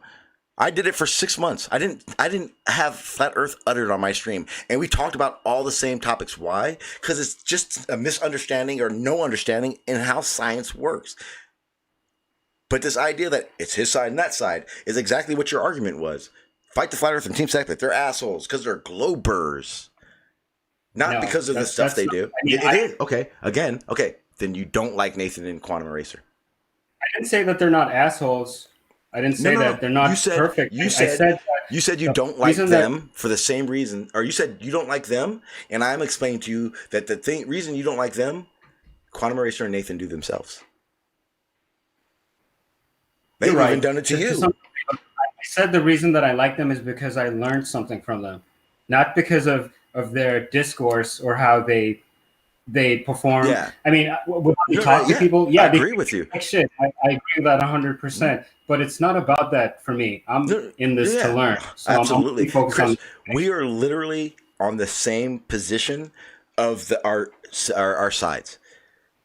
I mean, like I said, I've learned a little bits of here and there from them, and we're cool. But I'm not them. I don't carry myself like they do, the same way you don't carry yourself like they do. So that's why the No, I don't need. generalization of it. Yeah, exactly. But I the idea that they're can good read people. people just based off using my intellect. Like I Yeah, don't but need to take out exactly. or do any nonsense. Okay, but the idea that it's they're globers and they're making money from us. No, it's everyone who is either there for the entertainment of it. It's going to make their money. That's what they're there for. And they're going to use whatever makes that money. So if tomorrow concavers became the new thing and flat earthers just went away, guess who the fuck Fight the Flat Earth and Team Skeptic are going to be debating? Concavers. They're not going to just go away. But that's also the other aspect of it. If you like that shit, go watch it. I personally, I sometimes go by, say what's up, but I don't listen to their streams because I don't get entertained by someone calling someone a fucking moron for an hour and a half. It doesn't make sense to me. It's literally just not entertaining. I don't like that either. I mean, it's entertaining to some degree, but at this point in my life, I'm only concerned with learning. So Yeah. yelling matches, you're not learning anything in Yeah, that. it's frustrating too because I literally like 3 or 4 times during this discussion, I literally was trying to amp it up a little bit so I can get you amped up a little bit, but like it just didn't feel right. Well, I mean, I generally do get amped up in Discord, but that's because it's not recorded. But like, you also, I know that there are consequences to things that I do. So if I start going ape shit on a live show, I don't want people making videos about me. I mean, even Billy Blue Balls did a video on me. So I have to be careful with what I do because I don't want people taking me out of context and trying to make me look silly. Yeah, I mean, for real, I've known you for how long? And I just, about like 2 weeks ago, found out you're Canadian. Don't worry, I won't say that again. Right. And I just found out that you're a gay midget. I recently just learned that about you. Yep. That was the MO you were holding on to. Yeah, I have to step in here. Hey, Chris, Sean it's is okay not because gay. I got my He is a midget, I have my and hype he is man black. right here. Go ahead. Yeah, I got Pete Shea's got my back, so I don't need to worry. No. Pete, no. Pete Shea was defending me. Go ahead, say it again, Pete. Well, let me just say, Chris, Sean, he thought Sean was a gay midget, and I was just pointing out to Chris that he's not gay. Mm-hmm. Oh, are you sure about that? Yeah, I lay pipe, dude. Yeah, he is a midget, but he's not gay. Oh, there's tons of evidence, dude. Like, I'm not even playing with you. Like, Oh, really? I don't know that. Hey, on the side, I would love to see. Are you talking about the debate flat earth and more memes?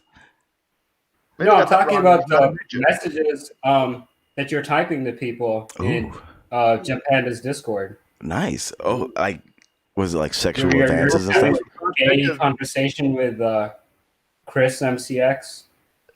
Oh, that definitely wasn't a gay conversation with him. If anything, it definitely was. It definitely was. You should out that. I would love to. Put it this way, you should do that because, put it this way, I've been in this community for 4 years, and literally the only exposed I've ever been was the clone fake Sean G who porn bomb people. I'm an open book. If I was gay, everyone would know I was gay. Yeah. I'm sorry. Well, hang on.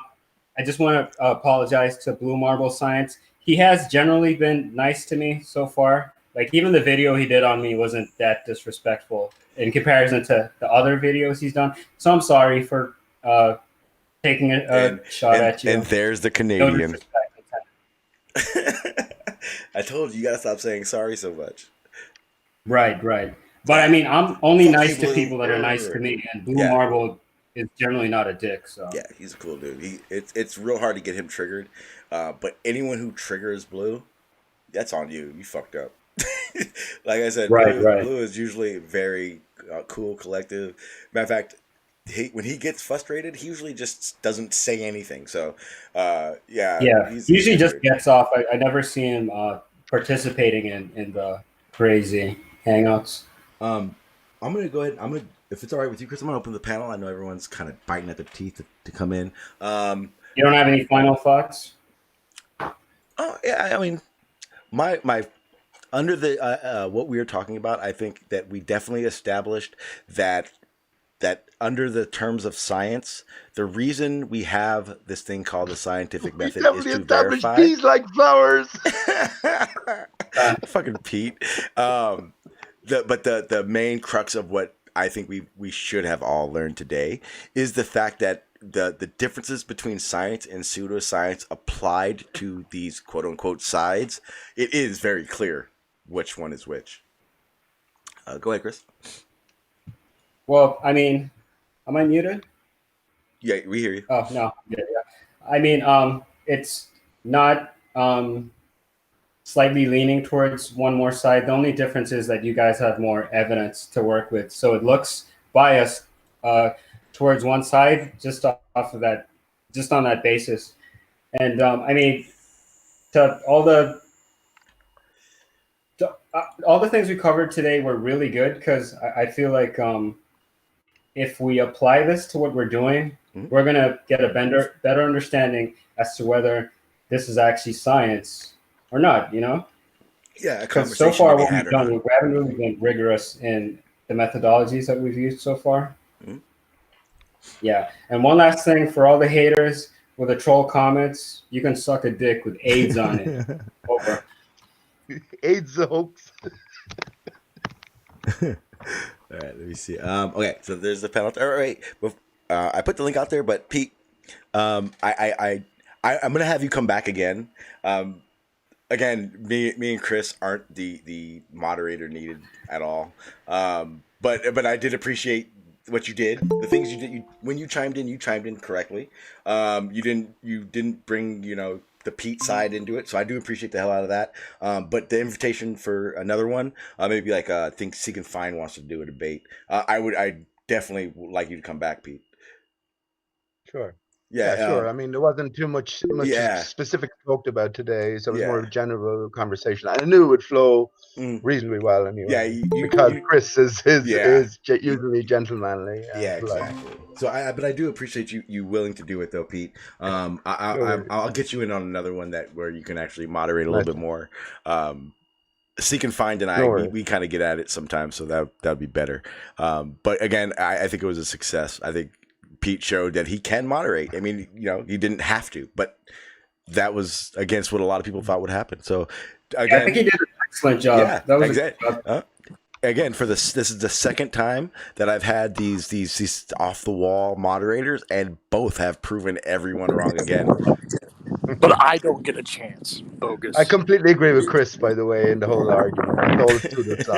and that's how I know. That's why I appreciate it so much more. That's actually why I like doing it this way, because it doesn't. It's impossible for there to be that's your moderator bias. No, I'm all by myself up here. That's all. That's exactly what I think. A lot of these things need to happen. But I like doing it. It's fun. I really like having these conversations with people that it's not going to get all fucking retarded like Right the Hand did. Because for one, when, for instance, like here with Chris, I get an opportunity to say what I want to say. Whereas in Right the Hand, literally halfway through the discussion, it was like, okay, just shut the fuck up. He's going to kill himself. It's impossible to have a conversation with him. But I want to add one more thing. Right now, I didn't realize what time it was. I might not be able to stay. Okay. But here's the thing: I'm not running away, because I know a lot of people are going to say that I'm running away. You're not. I'm not. If you have an open discussion tomorrow, I'll come on and answer any question anybody wants to ask me. Yeah, cool. Yeah. Can I just say to Chris? It's been like almost 2 hours now. Yeah. Chris, can I just ask you, and I think it'd be interesting for further conversation, because I'm one of the flat earthers who hold that gravity in inverted commas is a thing. There is something that layers everything the way we see it in terms of density. So are you of the similar mind, Chris, that there is an outside force outside of buoyancy and density, which says... I'm sorry, Pete.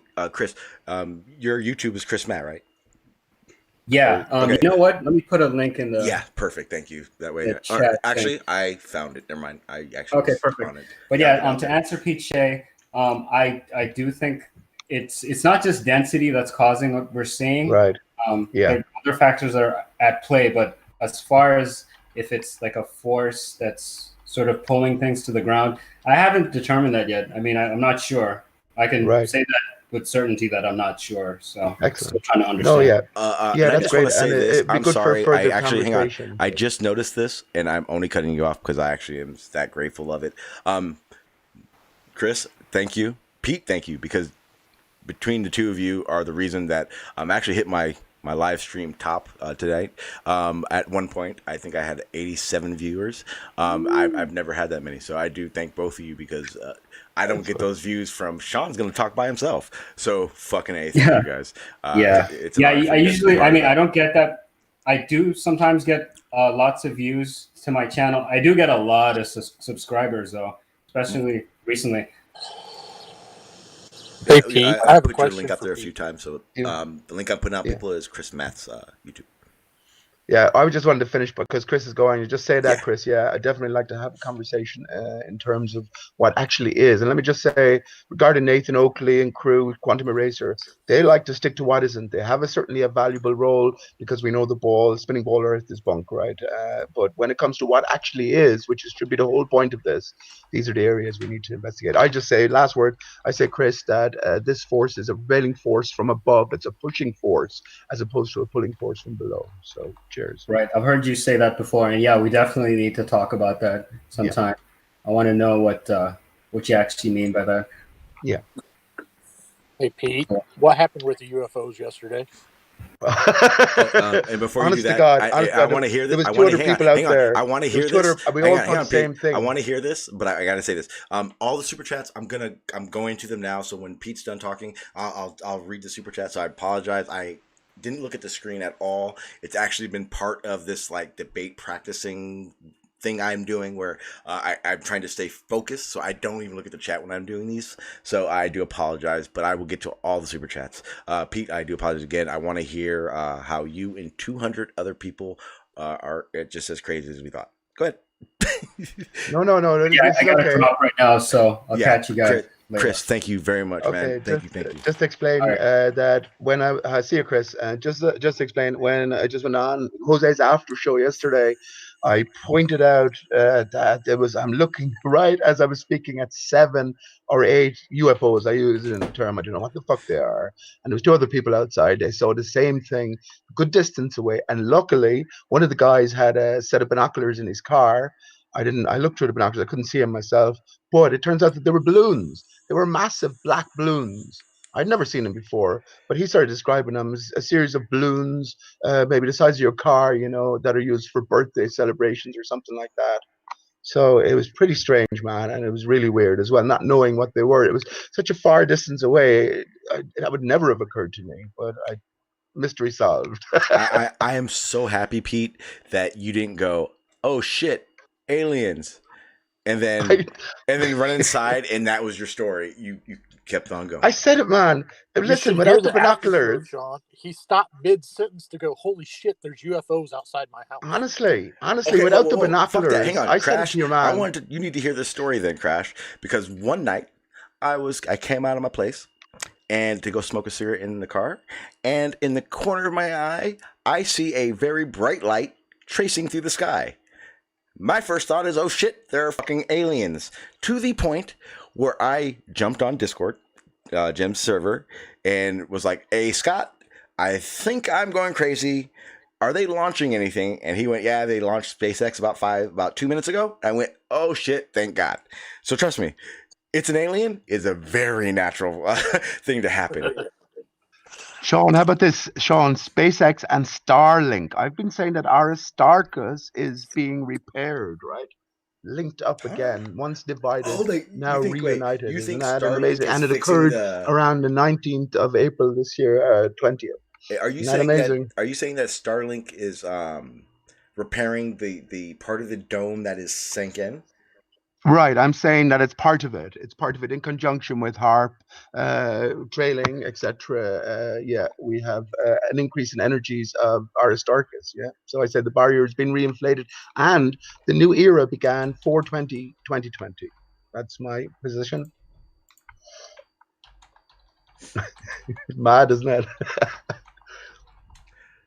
I also say Elon Musk. Elon Musk, played by Seth MacFarlane. Wait. That's In a even movie? madder. Wait, in a movie or for real? No, for real. Like Will Smith plays Barack Obama. Elon Musk, Seth MacFarlane. Oh wait, but Pete, those two look so different. It's insane. Isn't one fat and one skinny? No, they're very similar, and other people seemingly have commented on it as well. Not before me, like, but afterwards, other people have commented on the similarities between them. And Sean, you're a good researcher, man. Go and look up a young Elon Musk and Fuck you. Fuck you. a Fuck you, young bait. Seth You MacFarlane. ain't baiting me like that. You're not. Well, You're trying to bait me. That's here we fucked up. go, man. You're like Sean. You're pretty damn smart. You do Well, listen, fucking excellent yeah. research. Forget that you think it's a globe, but you're just great at it. Go like go researching, Google looking into search. things. You Go put the Google time in, search. is what I Oprah Winfrey and Hillary Clinton. They're the same person. mind that. You put the time in, right? You do actually do research and get some background information. I try. But look up, simple as that. Look up a young Elon Musk and a young Seth MacFarlane. I say Seth MacFarlane has been presented to us as the perfect man, right? This is a cover for the act, and if they don't look like one another immediately to you, well, that's the basis of a good disguise, right? Like Will Smith, Barack Obama. Oh, jeez. What's up, Bullet Bill? What's up? What's up, Jose? How you guys doing? How you doing? Yeah, I found your channel from Jose Gonzalez or someone. Yeah. And yeah, I thought I'd pop along. Awesome. Yeah, I think I saw you the other night on Jose's. That's how. At first, I was like, I don't know that name, and then I saw it with the camera. I was like, okay, I know you are. I saw you. Yeah. So I'm just popping in to see, Yeah. say worries. hi. No worries. Thanks for joining. Yeah, so wait. I didn't ask. What did you guys think of the discussion between me and Chris Matt? I thought it was pretty good. It's always good when you get a discussion where it's not just a shouting match. Mm-hmm. So yeah, I thought it was relatively constructive for as far as flat Earth debates goes, at least.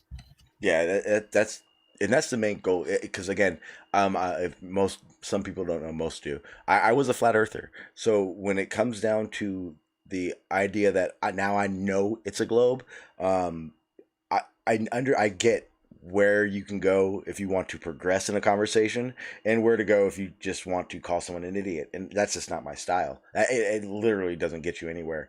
And the better way that I look at it is that I may be repeating this conversation about gravity for the 30th time today. Again, it's just honing my understanding even more. Those are the times when I'm constantly going back and forth with a flat earther about the same topic. Those are the times when I actually find those gaps where I thought I knew something and I actually didn't have a good understanding of it, and I could progress from there. I wish a lot more people understood that. And I'll keep it as real as it gets for everyone. Yeah, the majority of flat earthers are fucking morons, and they're not even caring about learning anything. The other problem is there's a lot of fucking moron globers as fucking well, and the worst part is because I'm a glober now, they run around acting as if they're smart as shit, making everyone look stupid. It's just one of those things that it's gonna happen. Everyone has their sides that are just dumb as all fucking shit. And I realized the only thing I can do is force that here. No disrespect. You have disrespect, get the fuck off my panel. That's just the way it is. It doesn't get you anywhere. To me, entertainment is learning, hanging out with people, getting to know them, meeting new people like yourself. It's one of those things that I am what you guys hear here when I'm on camera. What you see, that's me. This is me. There's no different. If you met me, you're not going to get a different person. And I feel that everyone should act like that. I know everyone can't. I know it's hard. Some people wouldn't have the confidence just to jump on a panel, just to listen. It's one of those things that you got to get over. But I definitely want a place that's it's chill. It's all your boys hanging out at a bar, sitting on a stoop, fucking smoking a joint, whatever it is. It doesn't involve disrespect. It just doesn't get you anywhere. Yeah, I think I agree, and I quite like this format because Jose JG Gonzalez has a very similar format from what I can tell so far. Yeah, because I'm sorry. Go ahead. Go on. Well, I was going to say that the luckily, like that, we're both ex-flat earthers that met.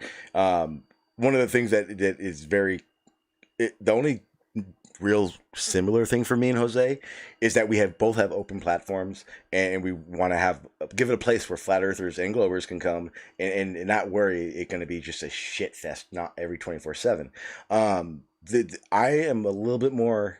I've been called a dictator. Again, this is my stream. I started streaming because I talk a fucking lot, as you can tell. But it's one of those things that, yeah, I talk a lot. Yeah, I did start this for selfish reasons, and I've said this from day one. I'm here to learn, and all you motherfuckers are my puppets helping me. But it's there. It's how it is, and in that, it forms friendships. It forms sources you can go to and have conversations with when you don't understand something, not worrying that you're going to be called a fucking idiot. It's detriment to this conversation. We need it. It's period. Jose is the other side where everyone gets that free will. They don't have to worry about it being a one-sided thing, hopefully, but it is a dictatorship over here. I ain't gonna lie. I just understand that I can be a dictator respectfully. You know, I'm going to add as well, because you said something about Team Fight the Flat Earth and how you had a bit of a criticism for them, which I think is fine, which I think is in a sense justified. The one thing, I am fans of theirs, but there are a few things that I wish they wouldn't do. Because I used to be a teacher, and the one thing that really annoys me, and this is for anyone, is if you're struggling to understand something, you shouldn't get frustrated and say, "Oh, you're just an idiot," you know, "Oh, you're just stupid." How can you not get that? You shouldn't. If you use language like that, then you're not going to get anywhere.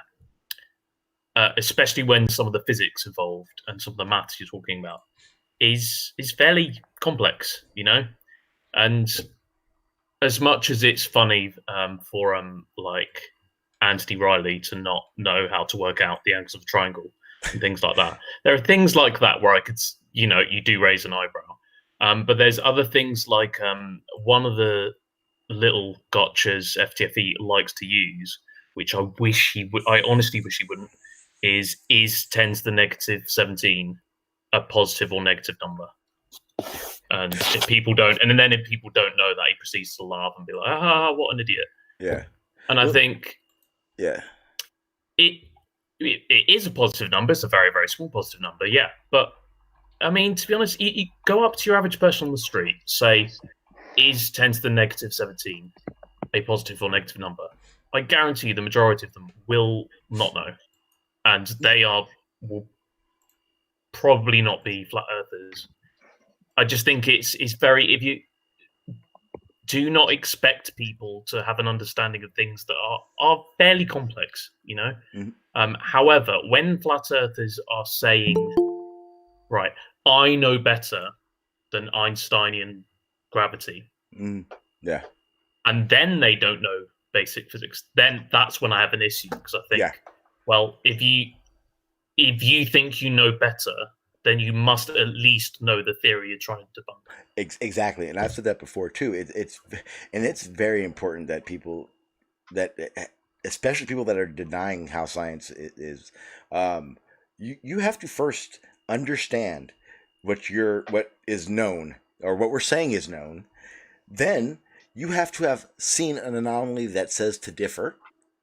And then to actually argue for this flat Earth, you then have had to have a full understanding of the alternative that you've established, and those are feats that I'm not pinpointing anyone, but I don't think anyone on this panel is actually that smart and well versed enough to pick something as mainstream and understood as like gravity and just go, I figured it out. Now I'm going to debunk it all, and I'm right. Now, you don't have to understand it, Sean. Once you understand that the premise is faulty, then you can reject everything that follows from the premise. And of course, Einstein's premise is that the Earth is given a spinning ball, right? And then we have a material sky. So so once we can establish that that's not so, then everything else that follows can be thrown out. But it can also be looked upon as maybe metaphoric, right? Are you talking about that whole presupposition argument? Yes, it's always perfect. assumed. Yeah. It's Guess never. what, I was Pete? going to ask Pete. Bully Boy. I was going to ask Bully Boy here. Hmm? Just like as a question to ask everyone else. Just as you're sitting there, and I'll put on my camera in a second if you want. What, to the best of your knowledge, when was the Earth first proven scientifically to, or otherwise, to move? Right, the way that all theorizing up to that point could be clarified, and all further theorizing could continue with confidence. What's your best understanding of when that date was or time was? So when did we first know that the Earth was rotating? Right. I think probably the ancient Greeks. I'm not 100% certain, because they knew that the stars were moving in the sky, and that they also understood that the Earth was round. So they thought, right, but in order to do spinning. that, but in order to do that, then they have introduced a different variable, which are the stars. So I have to decide what the stars are, right? Yes. That's hardly scientific, is it? Well, you don't need to necessarily know what they are to know that they are moving. So Right. they wouldn't have known that they Right, were all you made have of to do is- mostly all- hydrogen and helium, but you still know that they're moving. Sure. All you have to do is look up and know that the sky moves. This is the whole premise of flat Earth. The Earth is stationary. The sky moves. Well, if you're asking for what I mean, I'm not actually sure. I think pendulums were probably the first proof that the Earth was actually rotating. Because I was about to say things like the ring laser gyroscope, but that's quite modern, really. That has been around for a huge amount of time. But pendulums have existed for quite a while. Well, you'd be mistaken as well. I'm not entirely sure when. Well, exactly. You'd be mistaken. Yeah, Bully Boy, you'd be mistaken because pendulums, or especially focal pendulum, did not prove that the Earth rotates. Absolutely not. So, Pete, I find it interesting that the first question you chose to ask there was basically your favorite gotcha question. And when after the conversation was about people who don't like others who ask gotcha questions. Well, it's not a gotcha question. I just haven't spoken to Bully. Is it Bully Boy? I haven't spoken to Bully Boy before, so. But you're expecting just talking do this about with everybody. what pisses You him off. expect people to have some specific piece of esoteric knowledge, and if they don't have it, it's the implication is that, well, other things are not true, or they don't know what they're talking about. No, we don't know the Earth is rotating. It's a should be the conflation of basis. information that. Well, let me ask you, whether somebody knows that or not is not relevant. Listen, the reason I ask that is because if we establish that the Earth is not moving, then we will not entertain the possibility of a ball based on our universal real experiences of water, which is flat, always flat when still. This is my point. Your question doesn't establish that. No, it doesn't. But I want to know, for the basis of your question is about when did the human race as a whole first figure this out?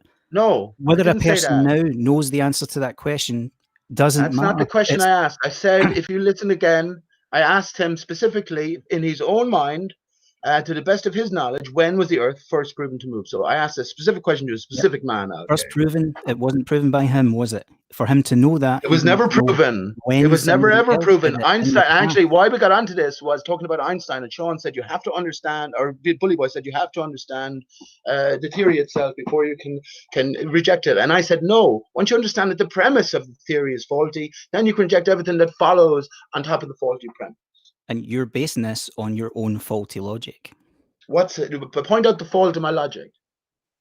Well, you assume that because you see the stars moving, that means the Earth is stationary and the stars are moving, when if you understood just the basics of relative motion, you would realize that doesn't give you an exclusive proof either way. It's a 50-50 shot, and you have to do further investigation to figure out. Sure, exactly. I know that, okay? Can I didn't expand upon that. So your idea that you find fault in something and then everything else is wrong. Well, actually, science does work a little bit like that, because we've had old models of what we thought the solar system was, and they've been rejected because they're wrong. We've had old theories of what atoms look like, and we've rejected those because we're wrong. So all the time we're learning a little bit more, and we're improving our knowledge. Is that we again, Bully Boy? That we, as if we applies to you and not to me. I was into science, man. So you have to include me as well. But I rejected it because I figured out that the Earth doesn't move. And everything else then is based on that, right? And if the premise is faulty, well, then everything else has to be thrown out that is based on that faulty premise. And I'm sure you'll agree with that, right? No, I don't, because there are a lot of things that don't follow from that. So the Earth can be round and still not move. We could still be going around the sun and still not rotating. No. Gravity could still exist and we could not be moving. So how? No, Why are you wrong. throwing everything away? That's wrong. If the Earth was established to move, then based on our universal experience of water, which is flat when still at atmospheric temperatures and pressures, the ball would not enter our reckoning when we come to ask the basic question. It's as simple as that. That's why that question is such a killer. And your answer was so vague, just like the rest of the answers I've ever got from any spinning ball earther. The spinning ball Earth, the ball Earth is all, for Einstein's theorizing, of course, it's always assumed that the Earth is a spinning ball of given speeds and dimensions, always and ever. The experience of water, as you call it, again, does nothing to tell you the shape of the Earth. Not unless you start looking at things like obstruction. But you haven't thought it through. You haven't thought it through, okay, that's all. Does not tell you that the Earth is a flat plane at all. Because no, the Earth isn't a flat plane. The surface of the Earth is flat. The water taking any kind of shape like that is because there are forces acting on it. And we know we can reproduce examples of liquids behaving this way in different directions simply by applying acceleration to it. And you get the exact same effect. And according to your logic, Pete, that would mean that, for example, we can put it in a centrifuge and you get the same effect. Make that centrifuge large enough and your local area of water would look flat to you. So it's not an indicator of the shape of the Earth. You have to go beyond that small local experience. You have to take show me a ball in a centrifuge that the water sticks to it. Bigger and understand what's happening. Well, hang on. Show me a ball in a centrifuge that the water sticks to the external surface of it. Show it to me. Oh my God. So you didn't understand what I just said. I didn't say put a ball in a centrifuge, did I? I said you can put the fluid in a centrifuge. You can accelerate it. So if you did this, you know, everybody knows that, Pete, you can swing the bucket round your head thing and keep the fluid in it, right? Pilots can fly and drink cups of coffee while they're doing loop-de-loops and all this kind of stuff. Okay, it's just the application of acceleration in a specific direction, and whichever direction that acceleration is being applied, the surface of the fluid will spread itself evenly in a direction perpendicular to the direction of that acceleration. So that is the only thing you can learn from water appearing to be flat, is that it is being accelerated in a specific direction. That's it. Sure. So, Pete, I'm going to add as well, water curves all the time. I mean, your implication is that water doesn't curve. It absolutely No, I said does. flat when still. When still, I said, bully boy. No, when still, it can be curved. Doesn't have to be moving. Give me an example on a macro scale. Give me an example. A meniscus. My avatar. No, that's a micro scale. Micro scale in a little test tube or a little cup or something. Give me on a macro scale. On a macro scale? Well, oceans. Show me an ocean that's curving. Pick an ocean, they're all curved. Are you trusting your senses there, optics? When you look out and it seems to be curving, you decide that that's a curve over some sort of geometric horizon, right? Well, if things, well, no, it has been proved, but I think people like you reject it. So, for example, you see ships disappearing bottom first. That would only happen if it's curved. Now, I assume you'd have some sort of other sort of excuse for why that would happen. But I do. you curve I have an absolute. First of all, you can see ships, the whole of ships, from a much further distance than you should be able to as a ball of given geometry.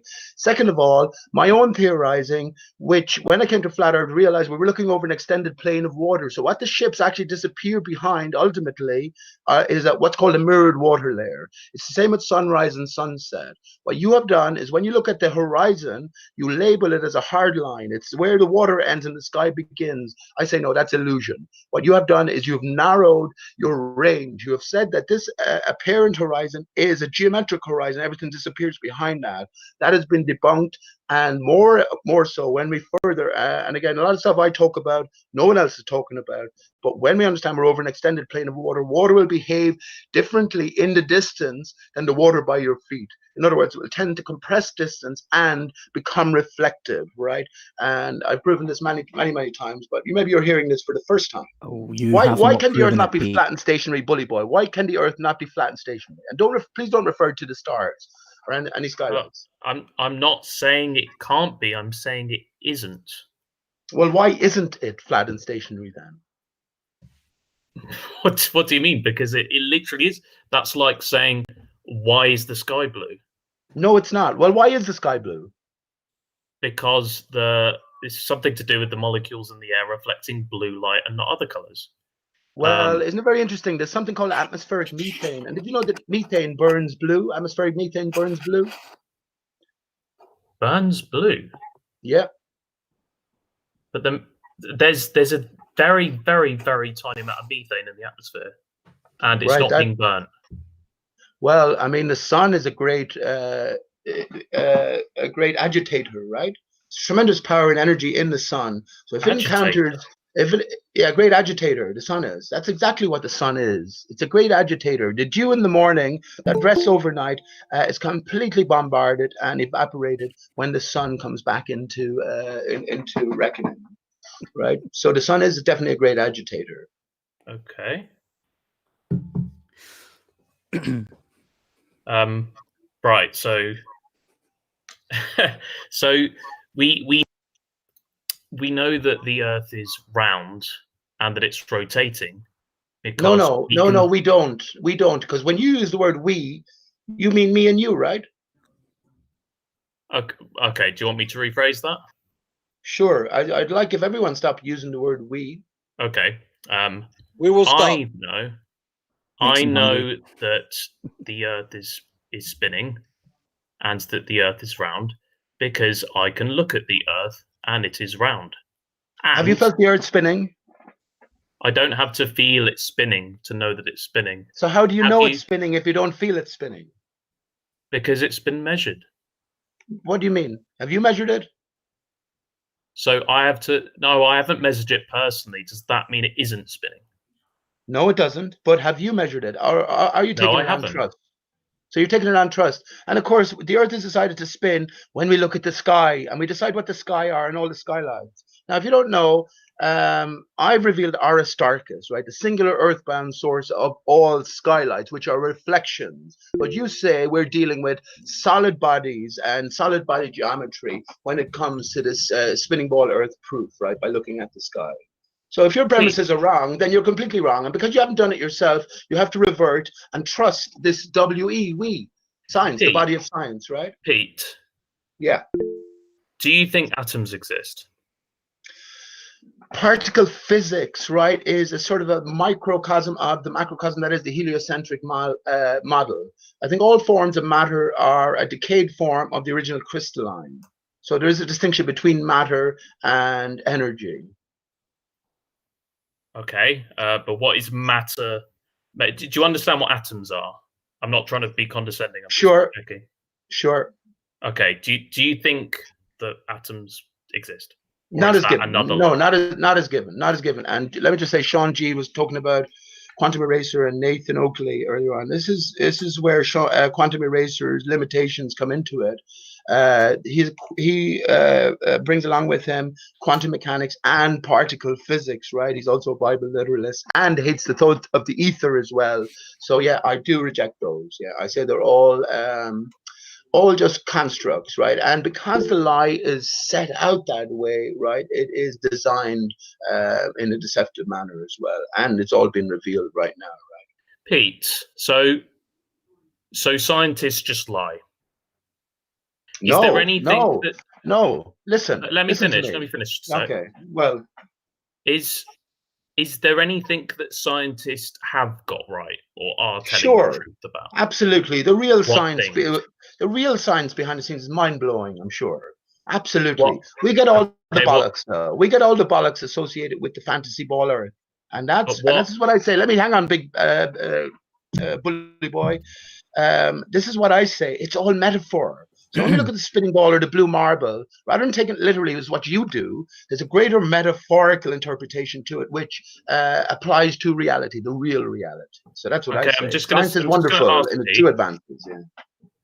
Because the funny thing is that so there is something that you are saying that scientists do get some things right, but obviously any of the science to do with the shape of the Earth is wrong. How have you decided that that's wrong, but you trust all the other bits that, for example, that makes your phone work or your laptop? Why does I never said that. work? I never said I trust all the other bits, but you asked me. I never said all scientists lie. Then? First of all, I don't know all scientists. And what I did say to you, what is presented to us as real and true, right? That's all bollocks. The real progress made behind the scenes, go back as far as you like. There's absolutely great validity in true science. Absolutely. And again, we're living in fantasy. We're coming out of the fantasy now, and I'm sure we'll be made aware of the true innovations, true progress made, because make no bones about it. I make no bones about it, certainly anyway. Scientists are smart blokes, right? I've been to university myself. I know quite a lot of intelligent people. The true nature of our Earth, the flattened state nature of Earth, is long since known. All militaries, all governments at top levels and beyond know the truth of it, right? So what real science is achieving behind the scenes, right, that's a different matter. That's what I say. The thing that I'm struggling with, Pete, is there is a lot of science involved in almost every aspect of our lives. All of that has been worked out by scientists, and they have used theories. So how do you know where do you draw the line? Where do you draw the line between, these scientists are actually proper scientists, and these are all NASA shills, liars, Freemasons, whatever? You take a case-by-case basis, right? When it comes to spinning ball Earth, that's an impossibility. And again, this is well known, right? So I know that there's a different game going on. Whatever you decide life is, right? I have decided differently. I probably would have agreed with you. I was a big banger, an evolutionary man, spinning ball Earth or heliocentric, etc. I left it all behind on the basis of, coming to flat Earth realization. Now, when I say flat Earth, flat is just an adjective. It just describes something, right? We have to define what Earth is. And, I've made my own inroads into that. Again, it involves Aristarchus, the divided tree of life. But, yeah, when it comes to specifics, right, there, I know for a fact that that's wrong. So the context, everything stemming from that initial faulty context is going to be askew. Let's put it like that. Okay. Well, I'm just going to quickly say I'm not going to get started on evolution because I'll talk for hours and I'll take over this whole thing. But I'm going to leave it there. So are you an atheist? Are you an atheist, bully boy? Are you an atheist? Do you believe? Absolutely. Yeah. You're absolutely atheist. You're absolutely atheist. So you don't think there's any more value in you than just the material, right? Richard Dawkins is nothing compared to me. Richard Dawkins is like a Catholic compared to me. No, I don't know. He's also a Freemason, right? He's also a Freemason. And one thing you have to be to qualify to be a Freemason is have a belief in higher power. Are you a Freemason? Any Freemasons on the panel? No, I'm not a Freemason. No. Yeah, they're all privy to secret information, right? Now it comes back to if you accept, and believe me, I have a child, right? And I absolutely cling to everything that you cling to now as it appears. And I pass it on to my child, but I reject it. Pete, 6-year-olds, 6-year-old little boys who have little clubs in their backyards, they have secrets too. Just saying. Sure, that's where it all begins, right? That's where the globe Earth began. Yes. No. The globe Earth is metaphor. I have an idea. In its true form, Earth is globular. It comes back to what Earth actually is. It's not the spinning ball. It's ridiculous at this stage to think that people in Australia are upside down. A video come up today showing a flight from time-lapse flight from JFK Airport to Moscow, 10-hour flight. Go and watch it. The Earth is fucking flat and stationary. Everything else above us moves around us. That's as simple as that. And I know most of you, I don't want to say for you, Bully Boy. Let me see the rest of the panel here. LK, Gleam, yeah, Sean, the rest of you, they know the Earth is flat and stationary, but the surface of it is. What Earth actually is, that's a different matter. That's an absolutely different matter. That's all. And if there was no legs to any of this, none of you would be here. If it was all so solidly established, none of you would be putting thousands of hours in, like Alk over the years, fighting the same retarded flat earthers who take you back centuries and millennium, like in thinking. No, That's there's a more to it lovely than that. self-fulfilling prophecy you've got there, Pete. Well, you have spent thousands of hours at all of this, right, Alk? Yeah, but again, you just have faulty logic. Well, listen, you're affirming your own paranoid conspiracy and people's agendas and the you're relevance far too of what smart you to not know believe the in. Earth is flat and stationary, Alk, especially under these controversial Nobody here times. either thinks or knows that the Earth is flat. The Earth's surface is flat.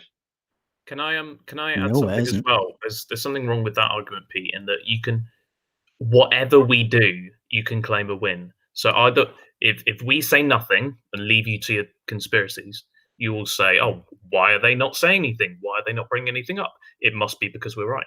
But then if we do challenge you, then it turns into, oh, but why are they debating us? What have they got to hide?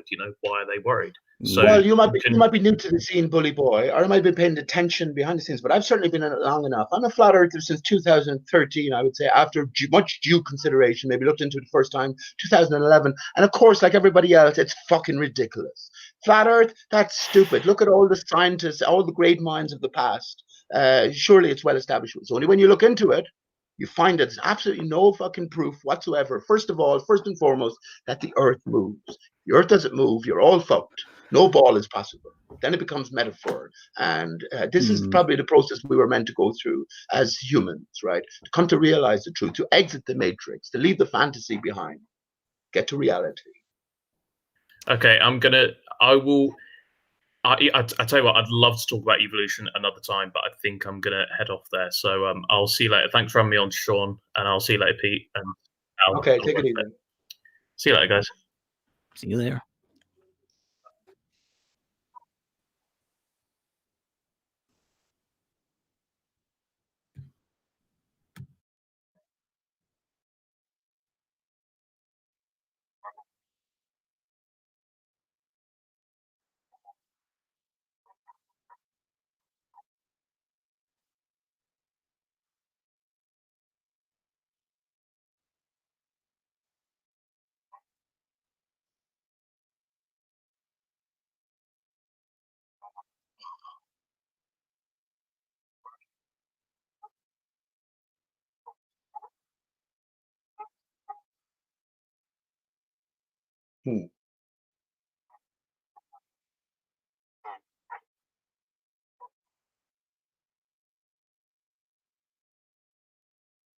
Gleam is here. Sean G, another flat earther. How are you doing, Gleam?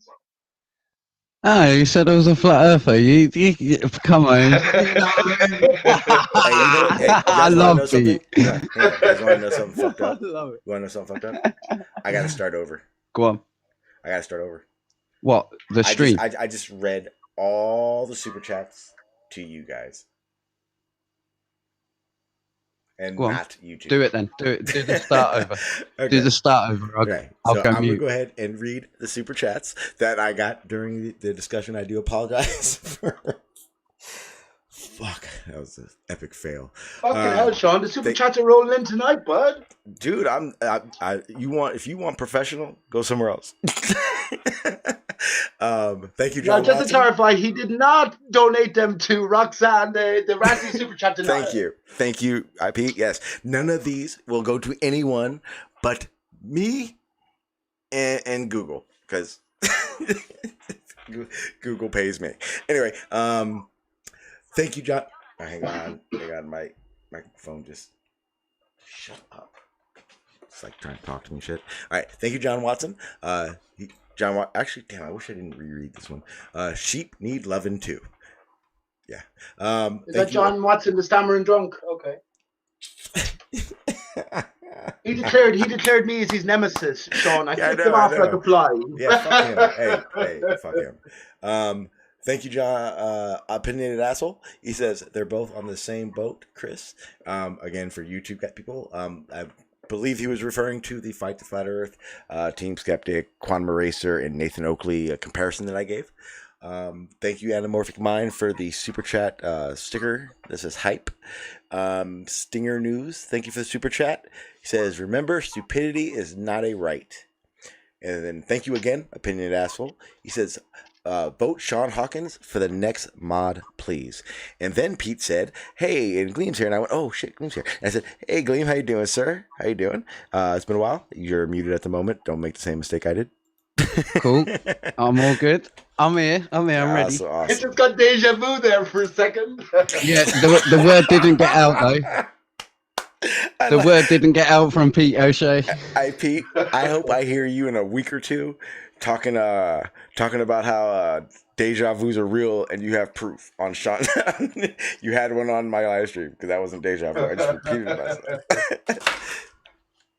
No, I will say big up though, Pete, because and both of you then, that was a decent discussion. I liked it. Yeah. I liked it. And it was good moderation, and it was unnecessary to moderate a good discussion, but he chipped in perfectly. Exactly. And it showed that Pete can restrain himself. Yeah, no, he can, of course. Mm-hmm. Of course. And again, Pete, me and you, we're laughing at everyone because before the stream, just like they did with Slick, though Slick is an asshole, and I doubt you guys will hear him here. But both times, everyone doubted you guys, and both times you guys both basically said "fuck everybody," and they made everyone look stupid. It was fun. I really enjoy doing that. The discussions that I have here on my channel are going to be like that. Oh shit! Okay, big announcement. Big fucking announcement. This is okay. I love these discussions and the debating of the flat Earth and globe. But I'm not going to lie to you guys. I will be scheduling very soon a debate, which I consider probably the hardest debate I will ever have done. Why? I'm going to be debating You've Been Exposed, my boy Dreads. A lot of you guys know him now. Question Everything. We're really good friends. We're almost family. Like we have each other's numbers.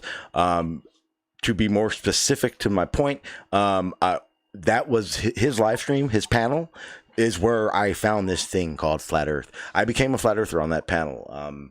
He is the sole reason I demand respect here. He demanded respect when I was the only glober on his panel full of flat earthers. And before I became a flat earther, they showed respect. But I've talked to him. We'd always talked about it. And I'm not going to lie. There's a certain level of never wanting to debate him, mainly because we are so close as friends. Just in the fact that in a debate, I'm right, you're wrong, and I don't feel that need to have that with him in that sense. But at the same time, we both understand that to the idea of someone who enters flat Earth and then someone who leaves flat Earth based on understanding being one of the main scales of that time. I think this will be one of the again. I know his argument. He knows mine. It's one of those things that it's going to be very awkward to be having this conversation with him. But that's going to be coming soon. That's going to be really big, bigger than you guys really think. More in the sense of this isn't just for entertainment. This is kind of like that verification to myself that the decisions I've made through this time of being in this community were just in understanding. That this is to show that I have a true understanding of where I was to where I am now. And again, this will be probably the hardest debate because I know his style and it's not conducive to the way I have these discussions now. I've in a sense of that we both evolved to doing different styles, but at the same time, he's always going to be respectful to me and vice versa. He's like a brother to me. So real shit. It's going to be a great debate. discussion. Actually, again, he's the one that started the whole discussion thing. Oh, and to bring it full circle, Nathan Oakley, Quantum Eraser body bag or toe tag shit, they stole it from this man that I'm talking about right now. I'm talking about 4 years ago. He was playing the body bag toe tag song and making that very clear in his debates. So another thing those two guys stole and scammed off people. Just saying. But yeah, that it's gonna go down. I was going to proposition Bro Sanchez to have a debate. I can tell you guys right now, that one will be like no other. If you ever hear me say that's in the works, holy shit, be prepared, because that one is the same thing where I started off on his panels and talking to him and blah blah blah, but he went a completely different path than my boy Dreads did. He's a scammer. I'm gonna tell you right now. I know shit that people don't know, but the realization of it is he's a full on information whore scammer, and a debate with me and him is going to be to crush him. So yeah, if that ever happens, you guys are gonna love the shit out of that one. But again, the big actual announcement is the opportunity to have a debate with someone that basically the person I've known the longest in this community, and a few of you guys know him, so it's going to be a really fucking good one. But I'm sorry for that. But yeah, sorry. Just going to say, if you ever were to try and speak to Bro Sanchez, it would absolutely have to be on your own platform, or at least outside of his, because it's just ridiculous how he behaves on his own. Sean, you wouldn't stand a chance against Bro Sanchez. Oh, he is far too polished. Pete, I've already made him look a fool, and I was about to tell this story, and you're going to love this, okay? Wow. So when I left Flat Earth, in the month or two after that, I very slowly put myself back in the position to be back on panels I used to be in as a flat earther, because I didn't know, like the whole big thing is everyone that was a flat earther is going to hate you. It was a real curve for me to figure out who was cool with me and who really wasn't. But what happened is I go over to his panel and he remembers me. Truth Army, I've done it the whole time, and he goes, "Hey, what's up, man?" Blah blah blah blah, and he starts talking, and someone goes on the panel, "Hey, Bro Sanchez, you know he's a Glober, right?" Everything about everything he said or acted like while I was on that panel switched, and he went to full on attack mode, and it pissed me off, and it got me really agitated, so I left. And then I got real angry and started talking shit, and I made it very clear, Bro Sanchez is a scammer. I've made it clear he's done these things where he pour bombs, blah, blah, blah, himself for views, and he does it places strategically. He's a fucking scammer. Anyway, that's here nor there for what I'm saying. But basically, I noticed that he has a bunch of left men, or yes men, I'm sorry. And what ends up happening is I call out his whole panel. Literally, I call out his whole fucking panel on my live stream, and I get 5 of the 7 that are normally there to come to my live stream. And within 45 minutes, that whole rhetoric of it's like this because of blah, blah, blah, blah, blah, the script Bro Sanchez puts out, all 5 of them were saying they didn't understand. There are things they thought they understood. They were saying, yeah, I guess we do need to look into things better. Completely different of what they were on that panel. And I did it on purpose. During that time, I was making it very clear, Bro Sanchez is a scammer, blah, blah, blah, for this to happen. Bro Sanchez comes to my chat. I knew it would work. I put him on my panel. Okay, listen to this part. On my panel. Now, we're talking, and I'm in this mode where I'm trying to stay cool. I want to be an asshole, but I'm trying to stay cool. And he did something, or said something that made me say, oh, no. He basically did this long rant where he kept cutting me off, going into rants, all just to say, I heard you said I was a scammer. And I don't think he thought I was going to say, yes, yeah, I absolutely think you're a scammer. He thought I'd back off because he's there. No, you're a fucking scammer. And he just... Okay, he had a meltdown, dude. He sounded like a 14-year-old Girl Scout little girl who was having a temper tantrum in the middle of the fucking store. I'm telling you, I shit you not. I swear this on my child, people. That motherfucker was on camera. In fact, let's do this. I'm gonna give you a fucking reenactment of what that dickhead looked like. I would kind of like to see that, but I can sort of imagine just from the way I've seen him react to people. So, you know. Well, get my camera on real quick. I got my camera on in here. Hang on. Is there any flat earthers you have regard for, Al-K? All right, now it'll work. What's going on, guys? I just joined. I'm not sure exactly what you guys are talking about, but I got an invite, so I figured I'd pop in for a few minutes. Nice. You friends with Sasha? Yeah. Okay. Yeah. Cool. Sasha proved parallax to me, and kind of, which to me was the main staple of the flat Earth argument.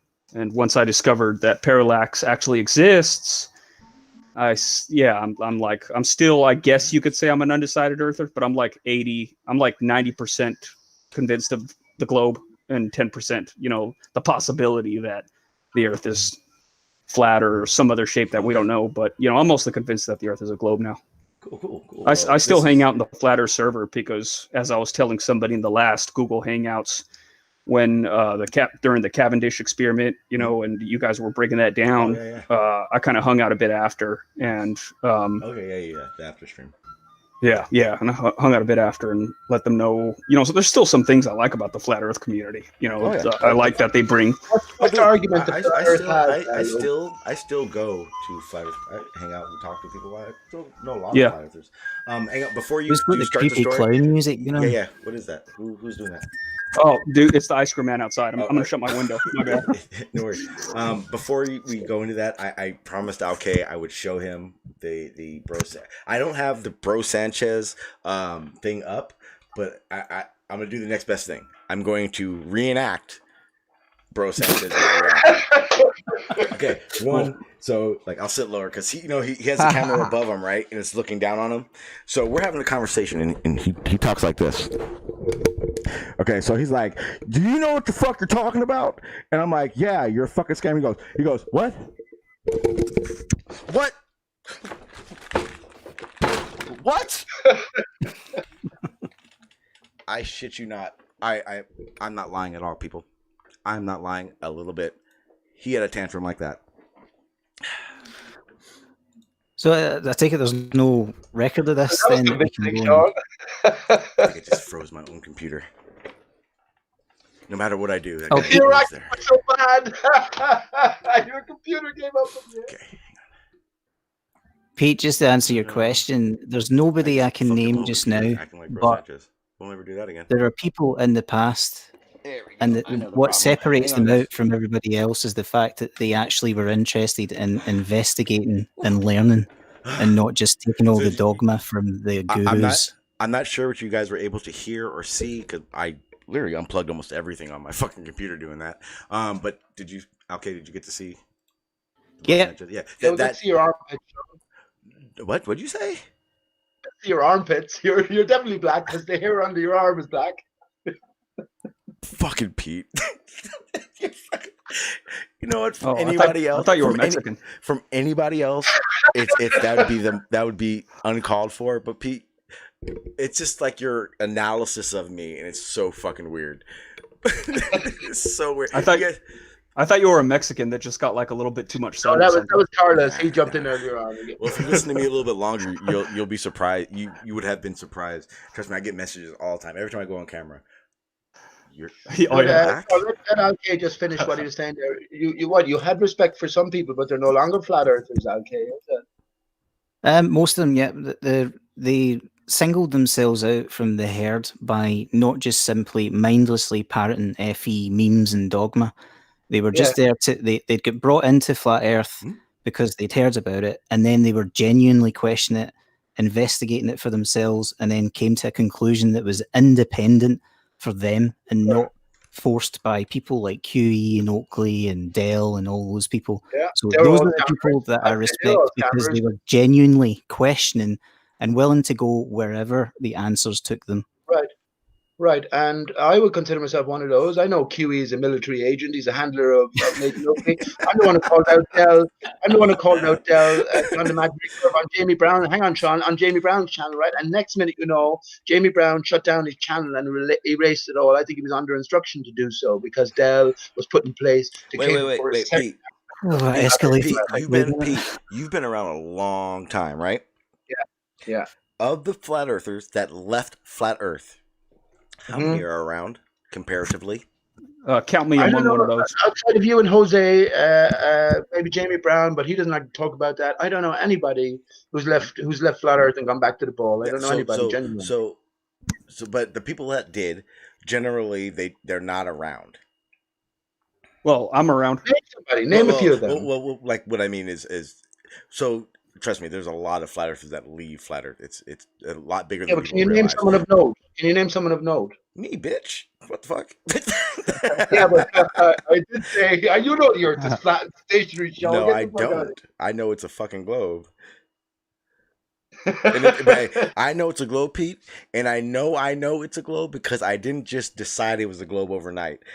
Over years of trying to understand these things we all discuss, hearing both sides, not just one side, I came to the conclusion that we live on a globe through correct, accurate information. Not only have geniuses figured out, but some of them are actually on the level that someone as dumb as me can do myself as well. So trust me, this is not a parrot. This is not, I think, this is not faith. Trust me, it's not faith. The things that I observe and understand gave me more than enough data to know I live on a globe. Well, I don't believe that for a second. I think you're all playing a part. Every ball earther. And Pete, I've said this too. Pete, this is my favorite part. Pete, when you do the script thing, this is my favorite thing to do. Pete, of everyone here, you're the only one that says the same fucking thing every time. Who is more likely to be on a script part of this big delusion? Ye are, because there's nothing I won't talk about. If you remember, Sean, when I called the coronavirus hoax, which it is, kicked me out last time. It's not. I didn't. Did I really? Pete? I don't know if I kicked you out for that, let alone maybe something you said about it. I didn't say anything except it was a hoax, which it is. Oh, no, it's not, Pete. It is a hoax. Evidence. Evidence is that there's no evidence for anyone sick around here. I love it. Evidence. There is no evidence. That's how I know. That sounds like pseudoscience. I have a different approach. I think Corona brings enlightenment, right? What? I think further enlightenment of the Corona family. Yeah, absolutely. Yeah, Corona relates to the sun, and it also translates as crown, right? So I said it's a different story going on, and I do hold in my heart that all of you who are playing a role, even though it's a villainous role, maybe you have great motivations in your heart for the ultimate awakening of mankind. Otherwise, well, you're all a load of bollocks. Wait, maybe it's a story of good-minded people who become evil because they were deceived by people on a script trying to push a narrative about how people are fake people and really are other people. Doesn't that make sense? Come on. I was fucking with you, Pete. You know that. Sean, Antonio Superchats. Superchats backwards, a star IBS. I say they're all actors. Martin Leakey, Nathan Oakley, Quantum Eraser, yourself, all of the ball earthers, Rumpus, everyone. Wait. Yeah, wait. I'm not. Wait, Pete. We're all on the list. I'm on the list, bro. Don't worry. Rules. You all did here. Pete, you're the biggest debunker of the ball, but yeah, you still. It's possible you're torn between the two. Pete. Sorry, Sean. Do you see me right now? Yeah. Under your rules of logic in this game, I am no longer an agent.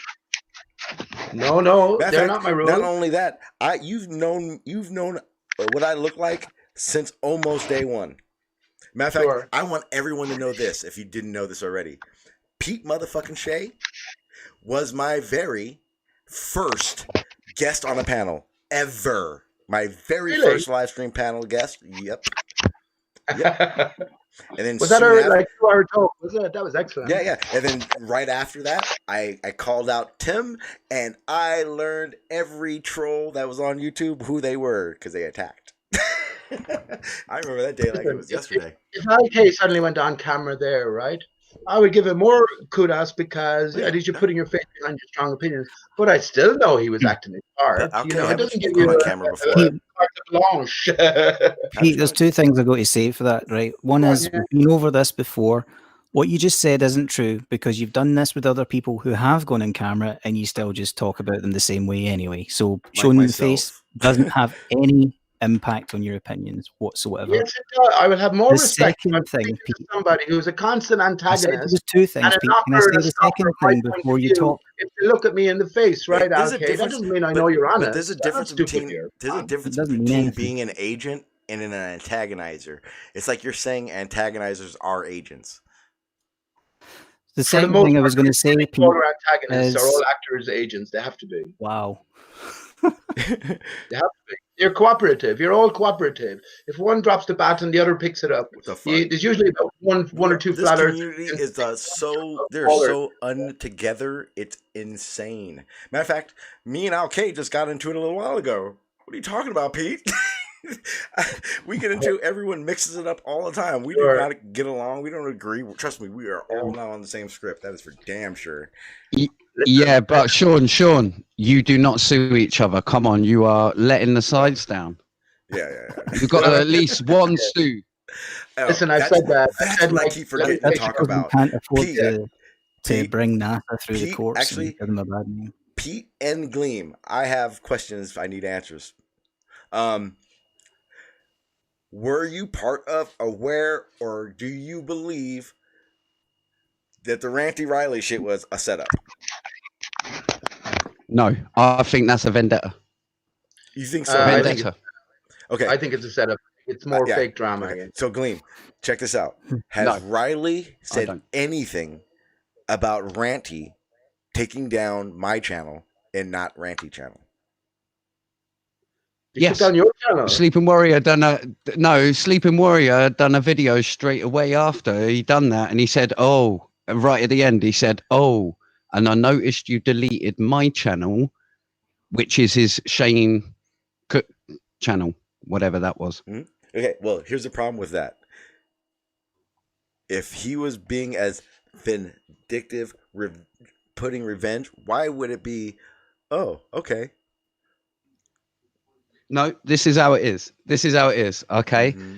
Ranty has thought that he's not actually said that literally in an email. Okay. Mm-hmm. He has literally said that in an email. Yep. Okay. But I'm giving him the benefit of the doubt here. Yeah. On the understanding that it's just sort of like, yeah, okay, it can be real. I don't care. Yeah. I've got emails saying otherwise. I don't care. Yeah, that's how I see it across. However, what Sleeping Warrior has done is taken the words literally and his words literally within the actual video. And what I think Ranty's done is sat back and gone, how can I get him back? Okay, I'll take my own words literally. And when he says, I will delete my channel, his private channel, mm-hmm. which is probably connected to his phone.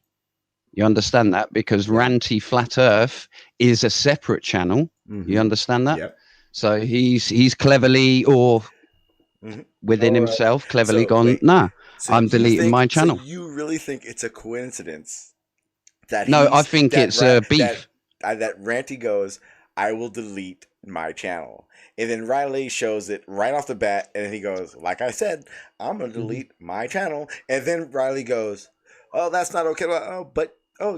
It's my channel. Okay. I don't think it's fabricated from bottom up. I think there is a strong beef between the two. I do think so. Okay, so this is how I think it laid out. I really think the beginning of this is I think the whole Roxanne super chat shit was real, 100%. I think at some point someone went, "You two boys, fucking stop." Quantum probably slapped him or something. And Nathan was like, "Don't hit my babies." And then they came up with this idea how to soothe it over and everyone be happy. Soothe it over. Yeah, because Nathan and Quantum Racer jerked them both off as well. Skiing. Anyway. Yeah, no, I don't. I seriously think there is some beef. I think that has driven a stake in that group and driven Ranty out of it, to be honest. And if I'm all honest, from what I've heard, and I wouldn't say I've got any inside knowledge at all here, and I'm just speculating from an outsider looking in.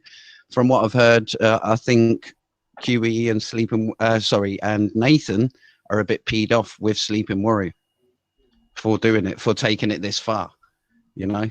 But because Riley's getting pushed out of the picture. God knows. I mean, I've got no comment on all of it, but I will say what I see. And that's what I see. I see that Ranty was just trying to play him at his own word game and say, yeah, well, you thought I meant Ranty Flat Earth channel, but it was my channel, which is playing him at his own game. I think it's two coincidence. It's like, what? But no, I don't think they're mates. I don't think they're mates anymore. I think there is beef. Honestly, I don't think they were ever mates. I think they were just connected through Nathan. I understand that. No, I understand that. That is a good statement. I get that. And I'm not getting into any kind of details, but Riley's involvement in this situation with Roxanne is like him. If anyone who knows Riley from a while ago, you know exactly what I mean. I think my first confrontation was my first ever flat Earth discussion. I've come on and literally spoke to Nathan. Nathan was fine with me. Nathan was cool as hell with me, to be honest. He actually stuck up for me in a couple of times where Sleeping Warrior and QE jumped on me. And then when Nathan's defended me, they've kind of switched tact and said, right, bring your evidence, because we can say anything about these unicorns. And I was allowed to bring the evidence, and it shot them down a bit. And to be honest, all respect to him, they actually turned around and said, okay, we've got to accept that. You actually showed some evidence. Yeah, and the thing is, if they didn't know who you were and didn't know that at the very least you will argue for the observations and phenomena that we all believe to see, you'll give these alternatives to it. Because of that, I think that's why they gave you that opportunity, because you in a sense, Gleam, you are against the globe in our community, in a sense. And whereas someone like myself, who obviously didn't go in there guns blazing, was shut down immediately. You know what I mean? It's one of those straight away. I do agree. Again, Nathan's a fucking genius. He's not stupid at all. He knows exactly what he's doing, and he does it very well. And I think he knows who to keep around and who not. The problem is Gleam, I like you, and I just don't want you to be his fucking one of his little pawns. And they wouldn't keep Gleam around. They wouldn't keep Gleam around. And Gleam, you'll notice they haven't had one serious conversation regarding Ether as flat Earth. No, I have. I had the call out from QE. I had to call out about 2 months ago. I was on Ranties, I think it was. QE come in the chat and he says, what the hell is this guy on about? Tell him I want him over on the FED show and we're going to tear him apart. So either way, I let it lie for a couple of weeks and I was busy with other things, but I went into his Discord and I think it sort of like clicked and he goes, I needed to speak to you. Let's have a chat. And to be honest, and in all honesty, you know when you would speak to an actor or a musician off stage or out of character, you know what I mean? It was exactly like that. And I had a real good hour-long conversation just back and forth. There was only one thing I could actually pull him up on. Everything else, he was actually pretty much spot on, but generically spot on, if you know what I mean.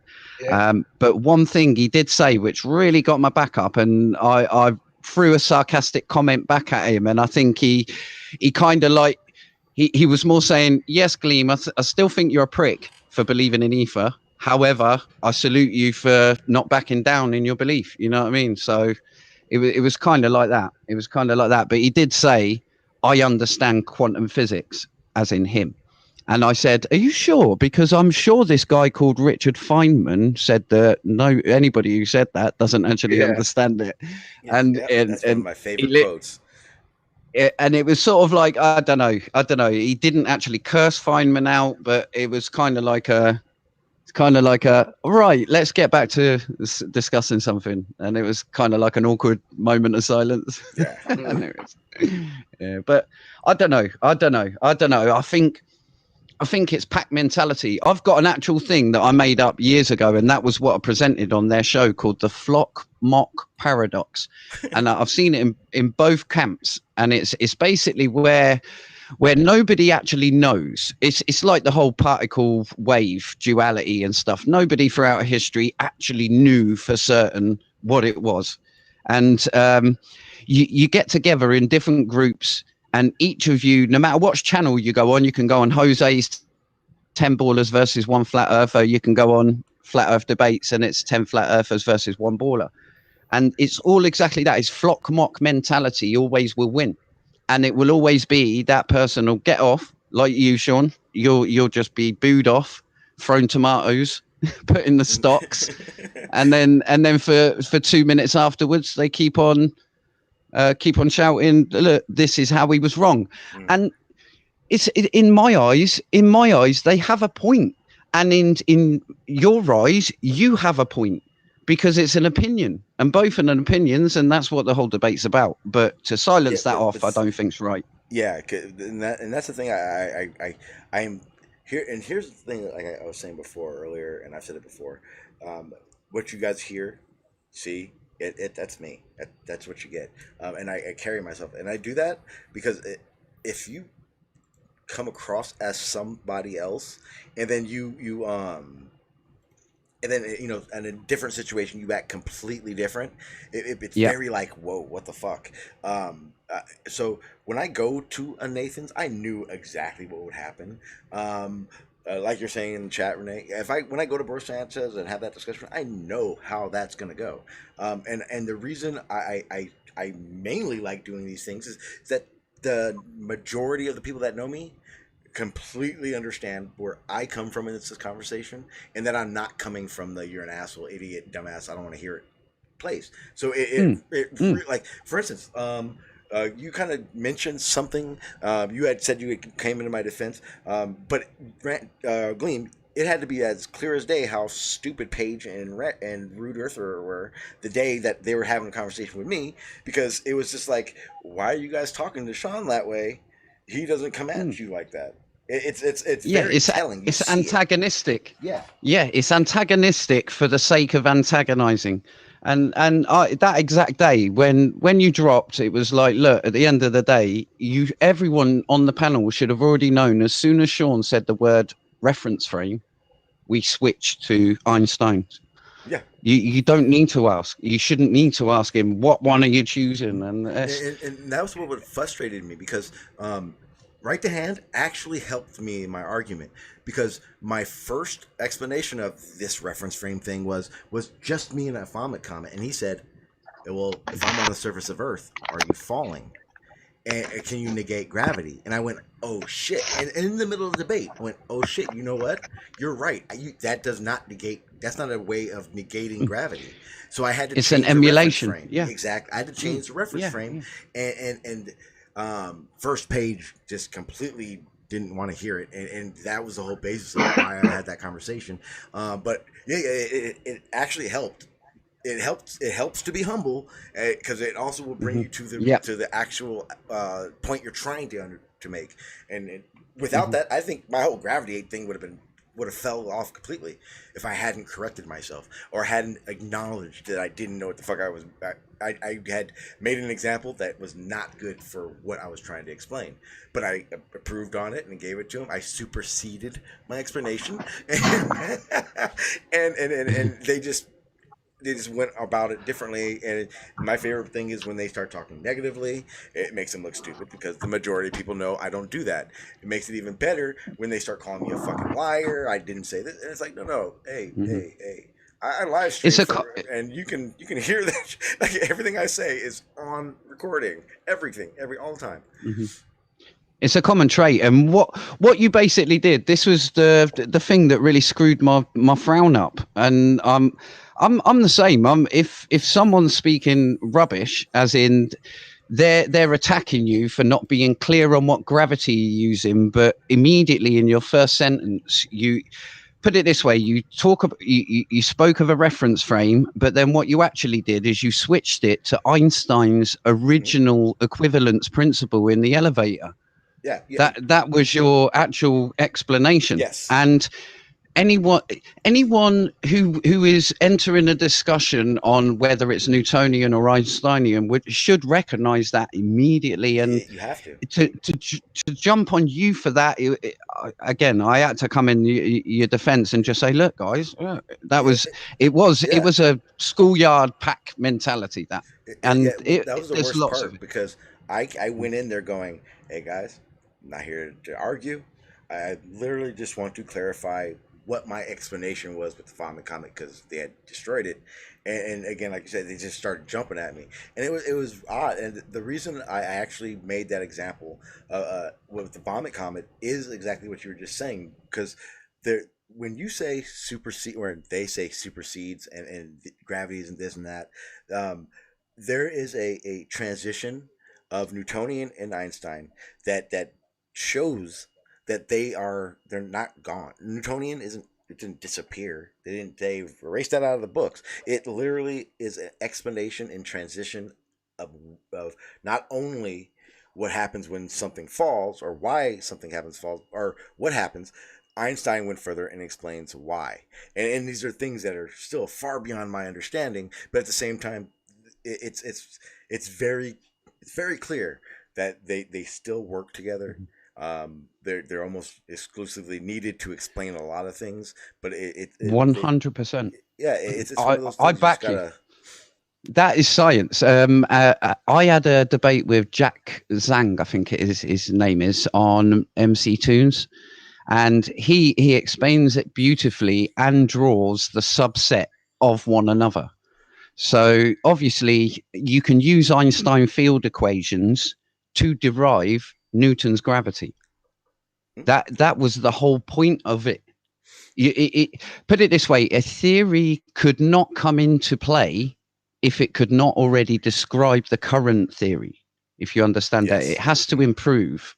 It has to be better than what the current theory is doing. It had to have started from something, or derived off of something. I mean, is a better way of saying it. Yeah, albeit different concepts completely. They're inverted concepts. One's a particle base and one's a geometry. But even if they're inverted, one is derived from another. I can't even think. There's probably many. I mean, if Barney was here, he could reel off 20. But it's sort of like there must be many things that we derived from to start with. Here's one. Here's one, and I'll put the globe Earth hat on for this. Here is one where you say the Archimedes principle. The original Archimedes principle did not contain gravity because it had a concept of this thing called weight. Now, they understood that there was something else there, and they had this concept of ether back in the days. Throughout the years, Galileo, all of the people, Kepler and Newton, looked into this. And then gravity then became a part of weight, so to say, if you understand that. So that concept of weight itself was developed, and weight is now a subset of mass, and plus gravity equals weight. Do you understand that? So it isn't just weight on its own now. Yeah, it's not just weight. So that is a development, and it's a subset. Both are identical. Both resolve to the identical thing. I mean, the only difference between Newtonian and Einsteinian was at a massive scale of Mercury, just at a couple of micro arc seconds or something like that. It was minuscule. Put it this way: you would never detect it on Earth of being different to Newton's. They are identical. Well, I think that's one thing that I think people overlook, how extraordinary these things are.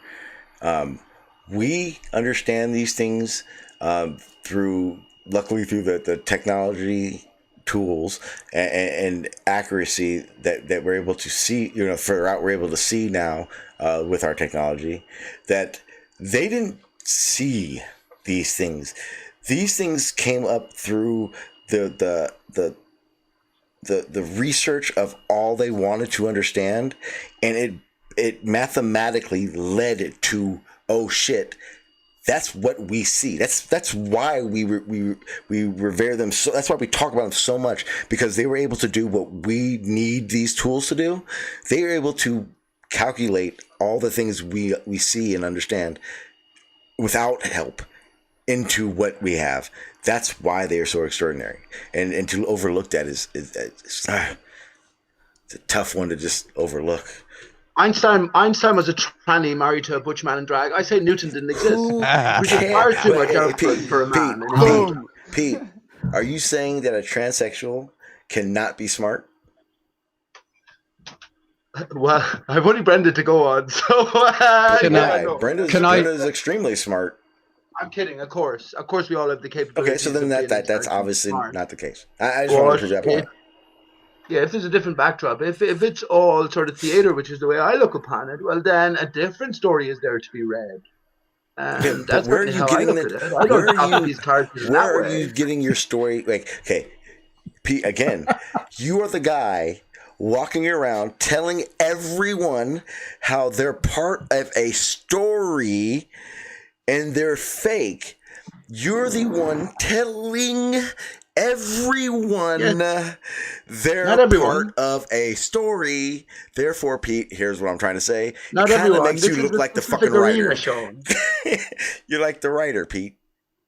Yeah, but hang on. This is a specific arena, and I'm only basing it on. Hang on, Sean. I'm only basing it on my experience throughout the years. I trusted all these characters like Mark Sargent, Patricia Steer, Quantum Eraser at the beginning. But you learn, right? You learn, and I know that all this. It's a whole arena set up, and I think everything in the past was always about now. What's happening now? Everything culminating in this, and this leads to the greater awakening of humanity. It has to. Otherwise, there's no point. Otherwise, it's pointless. Is it okay if I ask Gleam a quick question? Oh, absolutely. Yeah. I've just come back in. Are you a flat earther, Gleam? I mean, I asked that inconclusive. Before you answer that question, you need to understand something. In my opinion, Gleam is what I call a flat Earth apologist. In my opinion, flat Earth sympathizer. Flat Earth sympathizer. Let's say. Yes. Okay. There you go. Do you mind?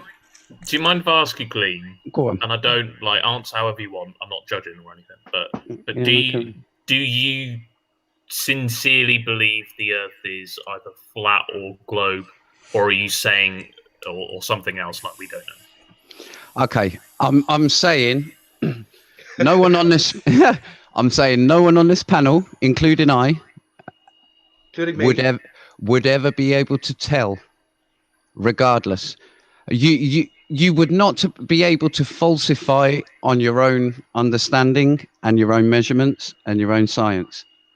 You would need to rely on somebody else. Falsified the globe of given dimensions, Gleam. Hold on, Pete. No, I don't think that's falsified. Yeah, do you mind if I? Just do you mind if I ask? Yeah, go on. Do you mind if I ask then? Given what you've said, and what would you, if you had to say what you think was more likely, what would you say? What would you be more swayed by, if you get what I mean? Okay. It's probably a globe, or are you thinking it's probably flat, or are you literally just it could be anything? I've said these two sentences before, and they run concurrently and describe Mac Earth belief, my own personally made up thing, my belief, which is one, undeniably there is more evidence volume-wise for the globe than there is the flat Earth. That's number one. Okay, albeit that is natural because we abandoned the idea that it's a flat Earth, and we all concentrated, obviously every single scientist concentrated on building a globe model. So quantitatively, right? Yeah, well, mathematically and constructively. I mean, there is another thing that I don't want to go into, but the other sentence is as well. Now, this is my flat Earth sympathizer sentence. Okay, so that was a pro globe Earth statement to say that yes, there is volumes more evidence, physical evidence of a globe than a flat Earth, in my point of view, in my opinion. However, on both models, 100% of your life, you will witness and experience 100% a flat Earth model. Okay, and that's on both models. However, to imagine you are on a globe would require 100% imagination, as you cannot experience it. So that is another statement which, in my eyes, says that you cannot falsify either model at being such a small speck of dust on such a massive, large surface. Right, I think I understand completely what you're saying. What is that one? What is that one view? Astronomers use it. What's the term? Fuck. It's like the Earth-centered, Earth-fixed. It's like a observer. It's like the observer's playing on a globe, and it's like a small chunk, so it looks flat. Fuck. There's two. There's a rectangular celestial coordinate system is the Cartesian version of the spherical astronomy. I think that's the one I'm talking about. Yeah, but there is also the Earth-centered, Earth-fixed, which can be either Cartesian or spherical. It's definitely not that one. No, I think that to some aid, it's the globe Earth has more quantitatively evidence. Evidence quantitatively, whereas the flat Earth has more evidence qualitatively. And I'm just thinking, Schrodinger's gleam. I'm going to call you. The cat is alive again. Did you just pronounce the same word differently? No, I just put it in the wrong. So there's more evidence quantitatively. Yeah, right, I got that right.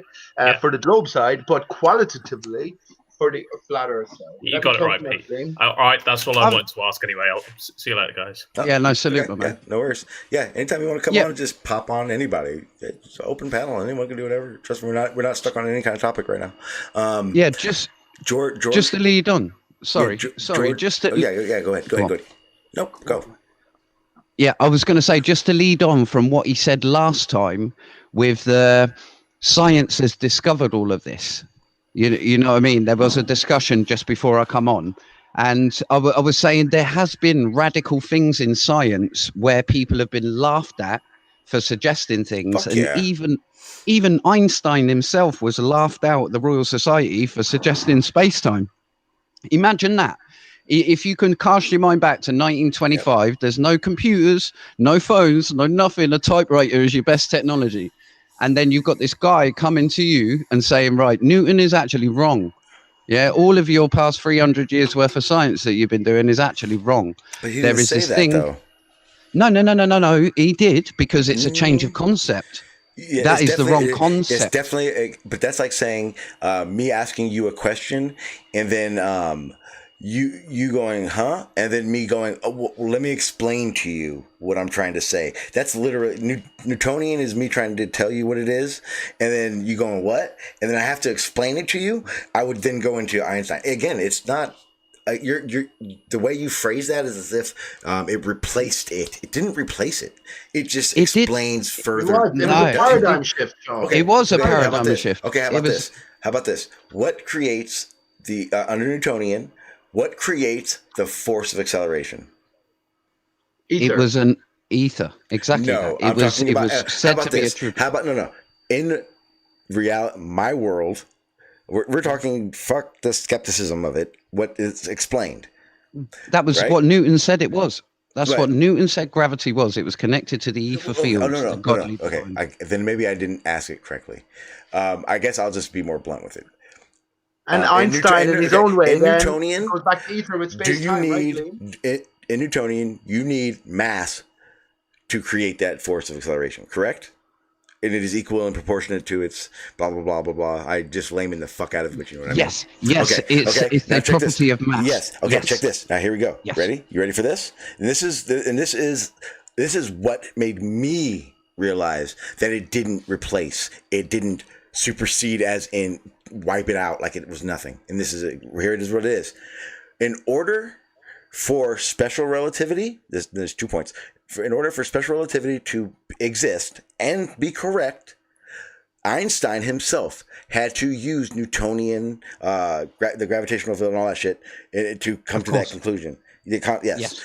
And then G is in this equation. And then here's the other one. Can I just jump in for a second? No, I'm making a point. What's up? Einstein's theories wrap around Newton's theories like calculus wraps around algebra. It's built off of it. Yeah, that's what I was going to say. Well, Gleam, what does Einstein say is bends the fabric of space? Well, this is it. It's an inversion of concept. So it goes from the mass itself. It was to do with how the mass warps the geometry of space-time. It's like this. It's like this. It's like a camera is focused on a baseball player at the plate, right? That's Newtonian. Yeah. Then Einstein zoomed out with that camera, and you saw the whole stadium. That's the difference. Now, the source of gravity may be the country that stadium's but that is how it worked. It was literally on a small scale, but a simple, very advanced understanding of the effects of gravity and the gravitational field versus a better explanation and a better understanding of that same gravity through the ideas of it not only representing just mass, but how that mass affects the things around it, i.e. space, the fabric of space. Now, let me just say to Gleam here especially, this question occurred to me. We all vibrate. Everything vibrates at a certain sort of frequency. And I was thinking, is that vibration an intrinsic part of mass or matter, or is it down to an external influence? And I do say it is down to external influence, and that is the ether. If the ether was switched off at this instant, everything would stop vibrating and we are all deaded. What do you think, Gleam? Yeah, I mean, that is what it is anyway in quantum field theory. I thought that's what we all were. We were all fields at different frequencies, on different dimensions, though. Right, but of course, ether is denied by many. And I'm talking to someone who has the open mind to consider things in at least a flat Earth. I see what you're saying, as in the external provides. Right. Life, I guess. It's a life force I call the ether. And what I'm talking about especially is when you get to people like Nathan Oakley, Quantum Eraser, of course they destroyed the ball. If the ball is destroyed, but they will deny. Okay, Sean, you know what I mean by that. But they will deny. They will deny. They will even shut down any conversation where ether is mentioned. So I say that this defeats the whole point of our journey here if we just stop at what isn't. You know what I mean? But that was just a question thrown out. On the old. Oh, go on. Did you? I was going to ask earlier, and George keeps asking, so I was going to ask. He says, Gleam seems to think he understands general relativity. Ask him, what form does the metric tensor need to have for space to be flat? I would like to hear his answer before I leave. Oh, I know that one. That's the shape of the universe. I know that's actually. I studied all this about 20 years ago. I don't know, but I know that to set up the tensor analysis, the first column would be your scalar, and then it would be all your different dimensions from there. But I am not professing to know general relativity. What I'm professing to know is that it was a change of paradigm. And if any, I mean, put it this way, to go from a particle science, which is what Newton thought it was, there must be this unexplained particle, which is the gravity, the graviton, let's say, pulling things in. Yeah, and then Einstein come along and said, no, wait there. It's actual mass warping space and the time around it. So it went from an absolute reference frame into a relativistic. I think Barney says it the best, or has always said it the best on anything that I've seen, where it was Einstein didn't prove Newton wrong himself. He proved Newton's way of thinking wrong. You can't think of a single reference frame. You have to think of it relative to each other. Objects relative to each other, and that is the switch over. That's the paradigm switch that I'm under. He didn't debunk Newton and everyone go, Newton's wrong. It's not that. He advanced onto it. I understand that, but more, the top boys in astronomy in the Royal Society at that time were particle physical based people, and to hear a fourth dimension being invented is pseudoscience straight away. And there was many Nobel Prize winning scientists who were in that audience that day who laughed him out there, who laughed him and saying, and that's why Arthur Eddington got involved and said, well, I'm going to help you to get some physical evidence of this, and he'd done the eclipse. I think at the time that it was said that there was only like a handful, literally a handful of people on Earth capable of understanding So this is interesting, and I like bringing this out because like I instantly knew the answer. So the actual answer for it to be flat, right? The actual answer to be flat, the answer is 0. And if it was 0, then things wouldn't happen the way we see. Matter of fact, 0, isn't it? And then it was very important because George, I know you're going to hate hearing this, George. I am a graviton believer. No, there's no evidence for it. I just really hope it exists. But yeah, Newton wouldn't in his wildest dreams ever came up with a graviton theory. You're a spinning ball Earth believer, as Gleam said as well. You have to believe, Sean, there is no physical, practical evidence to suggest you live on a spinning ball. What are you talking about? I just said there's no evidence for a graviton, Pete, not gravity. Yeah, but I just pointed out that you want to believe that the graviton exists, but you do believe that is a childish, in spite of the lack of complete lack of evidence. Listen. I mainly like the graviton because Barney will argue against it. Yet it is actually a viable idea, hypothesis in the works, but nowhere near ever something that is realistically in the idea of the brain of anyone going, we're gonna find this at all. It's literally a concept theory. In the idea that our principal our particles that we know, and it's in the idea that there has to be a source. They don't know what the fuck it is. These are just, again, Aristarchus. This isn't even part of a mainstream science objective. These are just certain scientists with theories that they're working and coming up with about a graviton. A graviton isn't part of science in investigation to find. It's literally like if you want to think about it, it's like the boson. It's going to be something that just boom happens and holy shit, and it's probably not going to be called a graviton. But that's how a graviton will be found if it ever did. But there's no evidence to back it at all. I did want to say that because I people that understand general relativity, like George, hate when people talk about the graviton the way I do. But again, like I said, it's not in a realistic. It's in a oh, I wish so bad kind of way. No evidence. The only evidence I would have for it is repulsive gravity. But I am so noob in the understanding of what that is that that's not evidence. Can I just touche talk? I don't know. That is repulsive gravity, but can I just touche George either way and just say he professes to know about the electric universe, so why did he use simple electrostatics instead of low pressure gas discharge model as the electric universe uses? Touche. Ka-ching! Either way, Sean, on the graviton, sorry, you were saying about repulsive gravity. That is dark energy. Dark energy is the thing pushing everything away from each other.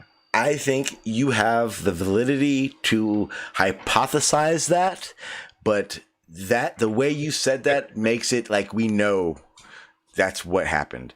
But it again, we know it expands. We know it expands, don't we, Hubble? Yeah. Well, the universe. Yeah.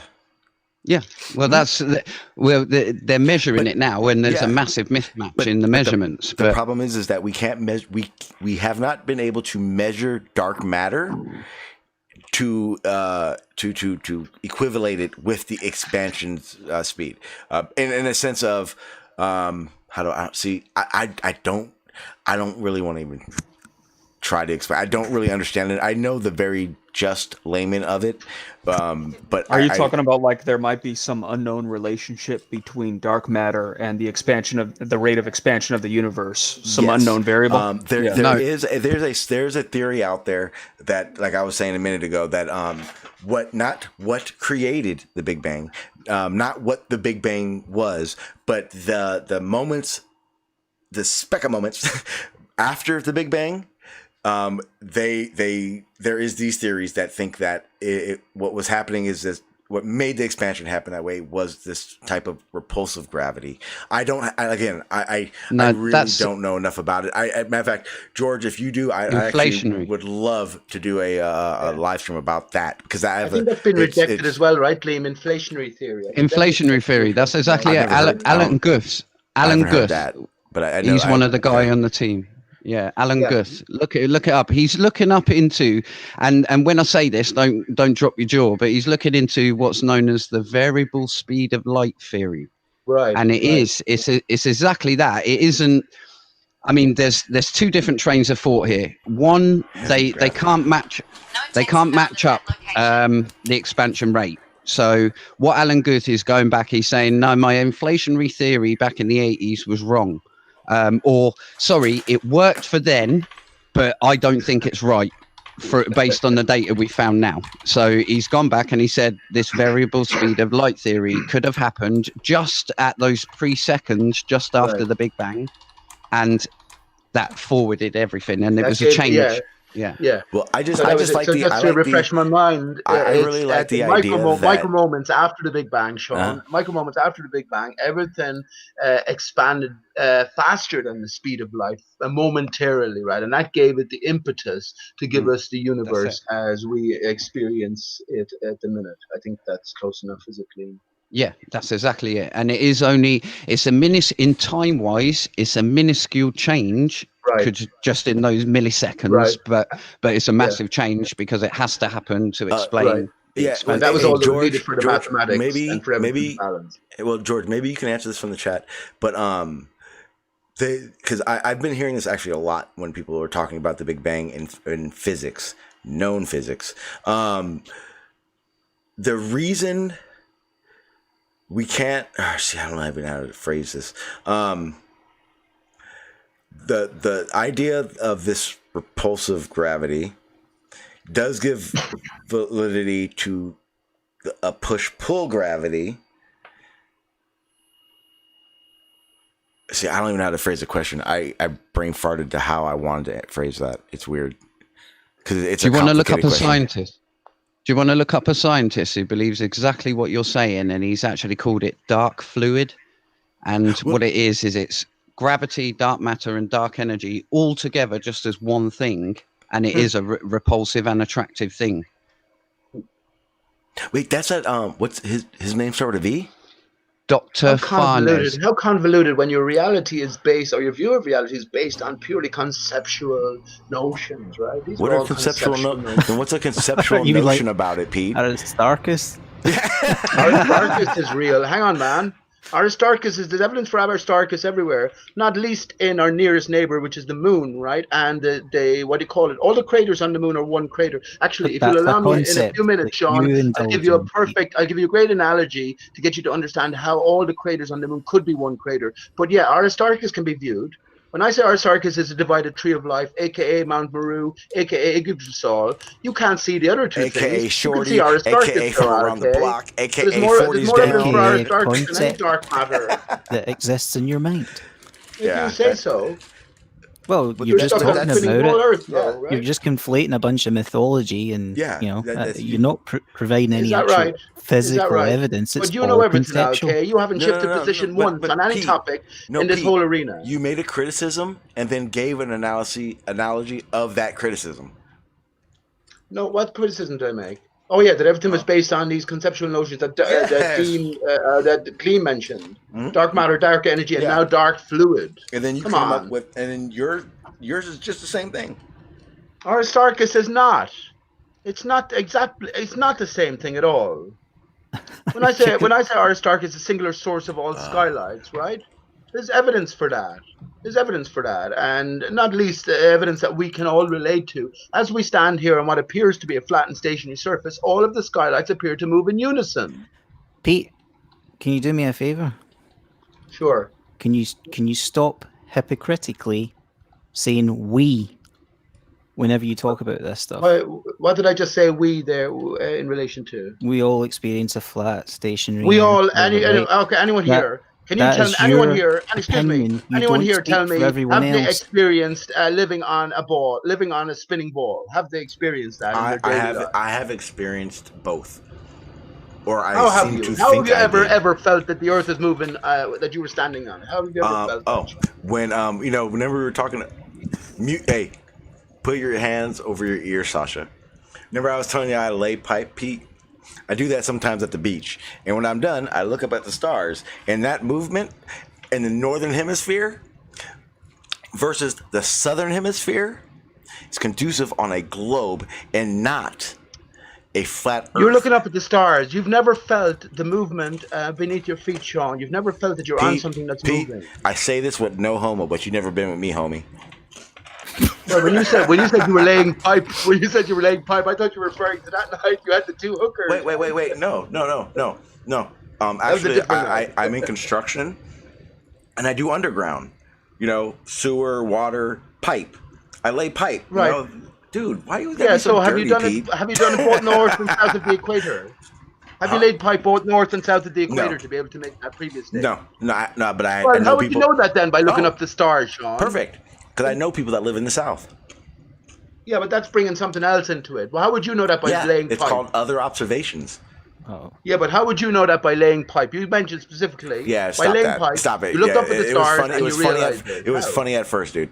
It was funny at first, but literally the perspective from the northern and southern hemisphere is a very telling reason for how we know that the Earth is rotating. How do I know this? Because if if space, the stars and the objects above us were rotating above us, then every night everyone would see all the stars once, in relation to where their position is. You can't make those conclusions, John. Listen. Actually, I can.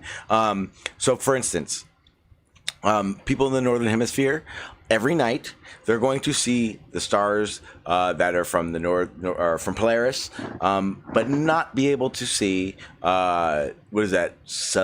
What's the Southern Gate? What is the fucking southern hemisphere star? The Crux. Yeah. Thank you. And then vice versa in the southern hemisphere, people will see that every night. And this is on a globe. Sorry if I didn't straight that first. Right. But they would see their set of stars, and if you want to say perspective, that's okay too. But here's a problem with your perspective. Because when we do the star trails, and before anyone says anything, one, the patterns are different on a flat Earth first globe. But yes, you would have star trails that look this way because of perspective. But there's a problem. Again, on a flat Earth, from both perspectives, there are certain stars you can and cannot see that you will not see every night throughout the year. So that means those stars, they don't rotate over your head every night and then suddenly just change for no damn reason. Like there's no other season stars that suddenly just pop into over the sky. Now, you've justified the sun and the moon moving in and out off this weird speedle thing or whatever. I don't even know how to explain it. But in really thinking about it, you would really... Yeah. There's a problem, Pete, with the fact that the star patterns that we observe change throughout the year. Because on your rotating stars above us, we're stationary... Tell me the mechanism that switches on and off certain stars throughout the year consistently. I can. Aristarchus moves right at the center. I'm sorry. Right. Could I add something next? Yeah. So Aristarchus moves at the center. This is why we have spring and fall, right? It's like a piston at the center. And the sun spirals inwards and outwards on an annual basis. Everything is going back to one singular source. But what is most pertinent is the contour, dimensions, and composition of the barrier against which all of these skylights reflect. Right, and these are things you're not taking into consideration, Sean. But let me just finish by saying, Al-K mentioned this, but he'd appreciate if I didn't mention we. Well, you still haven't experienced movement of the Earth beneath you, Sean, or experienced curvature. Inexperienced. Now you can think about it. You don't want people to include you, right? You don't want people to say we when they're talking about their ideas, beliefs, concepts, and etc., right? So what I'm saying is, if you demand that of other people, then don't do it yourself. No, Don't no, no. There's a include other distinction people here. in your There's a opinions distinction on here, things, please. because as far as I'm concerned, Pete, I don't experience a flat Earth. You might think you do. That doesn't mean it applies to me. Right. So have you, in your lifetime, ever experienced or had the real feeling that what you're standing on is moving? Do you understand that flat isn't the same as rotation? Yes, I do. Yes, I do. But I did include Right. So I specifically rotation. said I I don't did include experience a movement, and flat I Earth. actually started with movement. Nobody in their right mind says that they can feel the Earth moving. That's what they call a Right. straw man Excellent. So thing. you've never It's a straw man. experienced the Earth to move. Excellent. No, you can That's see why I said we. multiple And if anyone will disagree with me indications here, of the then I will rotation of the retract the Earth, word we. and it can also be measured with instrumentation. Sure, That it can. doesn't require a human to be able to feel it to be true. Sure, it can. We measure There's lots of instrumentation by things, looking up Pete, at the that stars and noticing exist something is that moving. humans and we can't decide the Earth see. is There are moving. lots of Yes, Pete. things that We our know- senses can't sense. Yeah, There's we light, know electromagnetic something is spectrum. moving. We only see a small part of it. We can't hear every sound. That doesn't mean Sure. these things don't exist. So putting everything on human senses Sure. is just a complete straw man. It means nothing. Yeah. Well, all I was going to add, and it was to Sean's example, and it's not really the flat Earth theory, but he made the point how the southern hemisphere sees the same sets of stars and the northern hemisphere sees the same sets of stars. And I agree that's a tough argument for a flat earther to deal with. I won't contend with it, as I'm mostly a globe earther, as I explained earlier. But I think that could still be possible. Let's say Sean's example that of the geocentric model, that everything is spinning around us, and that would explain why we don't feel motion. Now, I think you also mentioned that this motion has been documented with instrumentation. That'd be interesting to learn about. But I guess that's all I wanted to add. Logan, can I just ask you, because you're not quite fully a ball earther, what is the best, most convincing argument that flat earthers have to put forward? For me, for me, what helped me, I fully believed in flat Earth. I mean, like 100% believed in it. How long were you a flat earther? I was a flat earther for about 3 months, but I was highly engaged in the community. I was making an I was making a regular presence known in Discord and answering questions and generally being open for any type of questioning and discussion. It's something I was trying to do. And I guess the most convincing thing to me that we lived on a flat Earth, a flat motionless plane, was, for me, it was the lack of observable parallax. It was the lack of observable parallax. I thought if we're flying through space, we're following the sun that's flying through space, and Earth is orbiting, 190 million miles around the sun at the widest point in the elliptical. I thought for sure we'd see stars moving relative to each other. We'd see stars five light years away moving drastically in comparison to 100 light years away or 50 light years away. These are just bullshit numbers I'm throwing out. Yeah, but I see exactly what you're saying. Yeah. But I thought for sure we would see a light show. We would see a streaming light show every year, every 365 days, every orbit around the sun. We would see a lot of parallax. And that, for me, was the most convincing argument. Now, I did discover, thanks to Sasha, about an hour and a half discussion with him, I did discover the parallax of Barnard's star. And that's when I had to let go of the theory. I had to let it go. So one star, hang on, you hang on. Sasha is only a young kid as well, but so one star shows a little bit of parallax that you can't measure yourself with your own sextant or whatever out in your backyard. You can't. Yes. You have no hope of being able to measure that, so you have to take that in trust. How does that explain the lack of parallax and all the rest of the stuff? Well, I think maybe I could.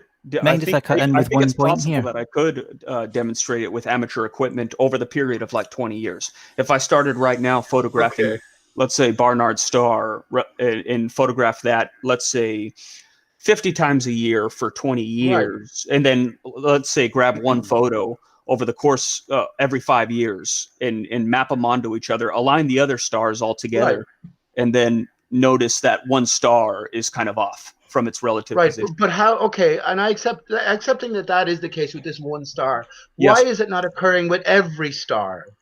Oh yeah, no, for sure. That's still a powerful argument. To me, it's still Excellent. powerful. It's still a powerful argument. For me, the 1 star was proof enough. But I still, hey, man, I totally get it. For me, it's That still a seems a bit powerful shallow, argument. Yeah, Logan. I think there'd be What, a ab- shit what ton about of Earth? parallax. What about What do you think? earthbound evidence? Because let Can me just I? say this. What about earthbound evidence? Because of course, with the ball Earth, the Right. stars and their composition and their natures are completely different than what we'll accept on a flat Earth. So, what about earthbound evidence? What about movement of Earth, or what about curvature? Well, I'm not convinced of the movement over the Earth. John's okay, I'm not a flat earther anymore, but I still may be a geocentrist. Okay, well, I still may be. Hey Logan, Logan, just let me point. just for future reference, we do have a stationary earther, SE Montreal. Just if you see him in the chat, he is one as well. So you're not alone. Okay, cool, man. Well, Yeah, let me shout out. Squantling.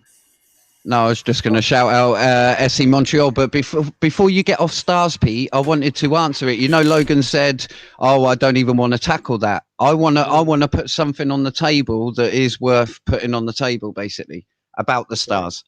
Yeah, and Pete, you do share, or you do, sorry, have a alternative view to this, because all of these people are considering these things as physical things. Okay. Right. However, they have not discounted that they could be reflections, illuminations, whatever. But either way, to answer Sean's original question of why are we seeing these at different intensities and stuff and in different positions, what I think globe earthers don't get is that when you change the model, all the stars get sucked in close to a very, very close model. Now, that would mean that from different angles and different distances, you will get a strong angle change. You will get a different light intensity change of the actual stars. And inverse square law is basically one of them. Obviously, some stars are faint enough to disappear in some cases, unless you get a super powerful telescope out. Yeah, so either way, there are more. There's sort of like 5 things.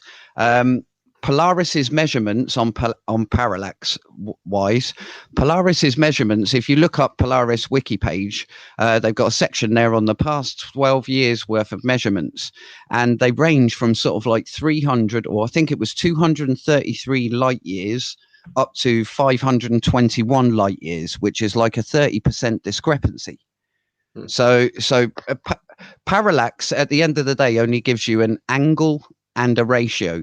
You have to put that 1 AU distance in there in order to then figure out all your light years. But either way, people who have modeled it, if you were to say, right, on a flat earth, in order to believe something, I'd need to actually see something working. And I believe that Steve Torrance has 6 different star trails from 6 different areas of the world, both south and north hemispheres, and he's managed to match up the star trails on his real size or to scale flat earth model in 3D Auto Max. And he's managed to match up 3 real world star trails with his flat earth model with all the stars just at 4,000 miles up.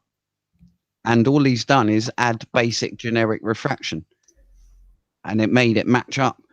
Walter Bisling has done a similar thing where he's introduced this flat earth dome model where it accounts for perspective, and he can't explain, he says it all fails because I can't explain how the light's bending. It's bending too much. And he's not accounted for any refraction. Whereas a flat earther, Steve Torrance, he's done a real to scale one. And his what do you mean Walter Bisling isn't accounting for refraction in the dome model? The personal dome model requires refraction to make the observations in it possible. No, I had a big long conversation with him.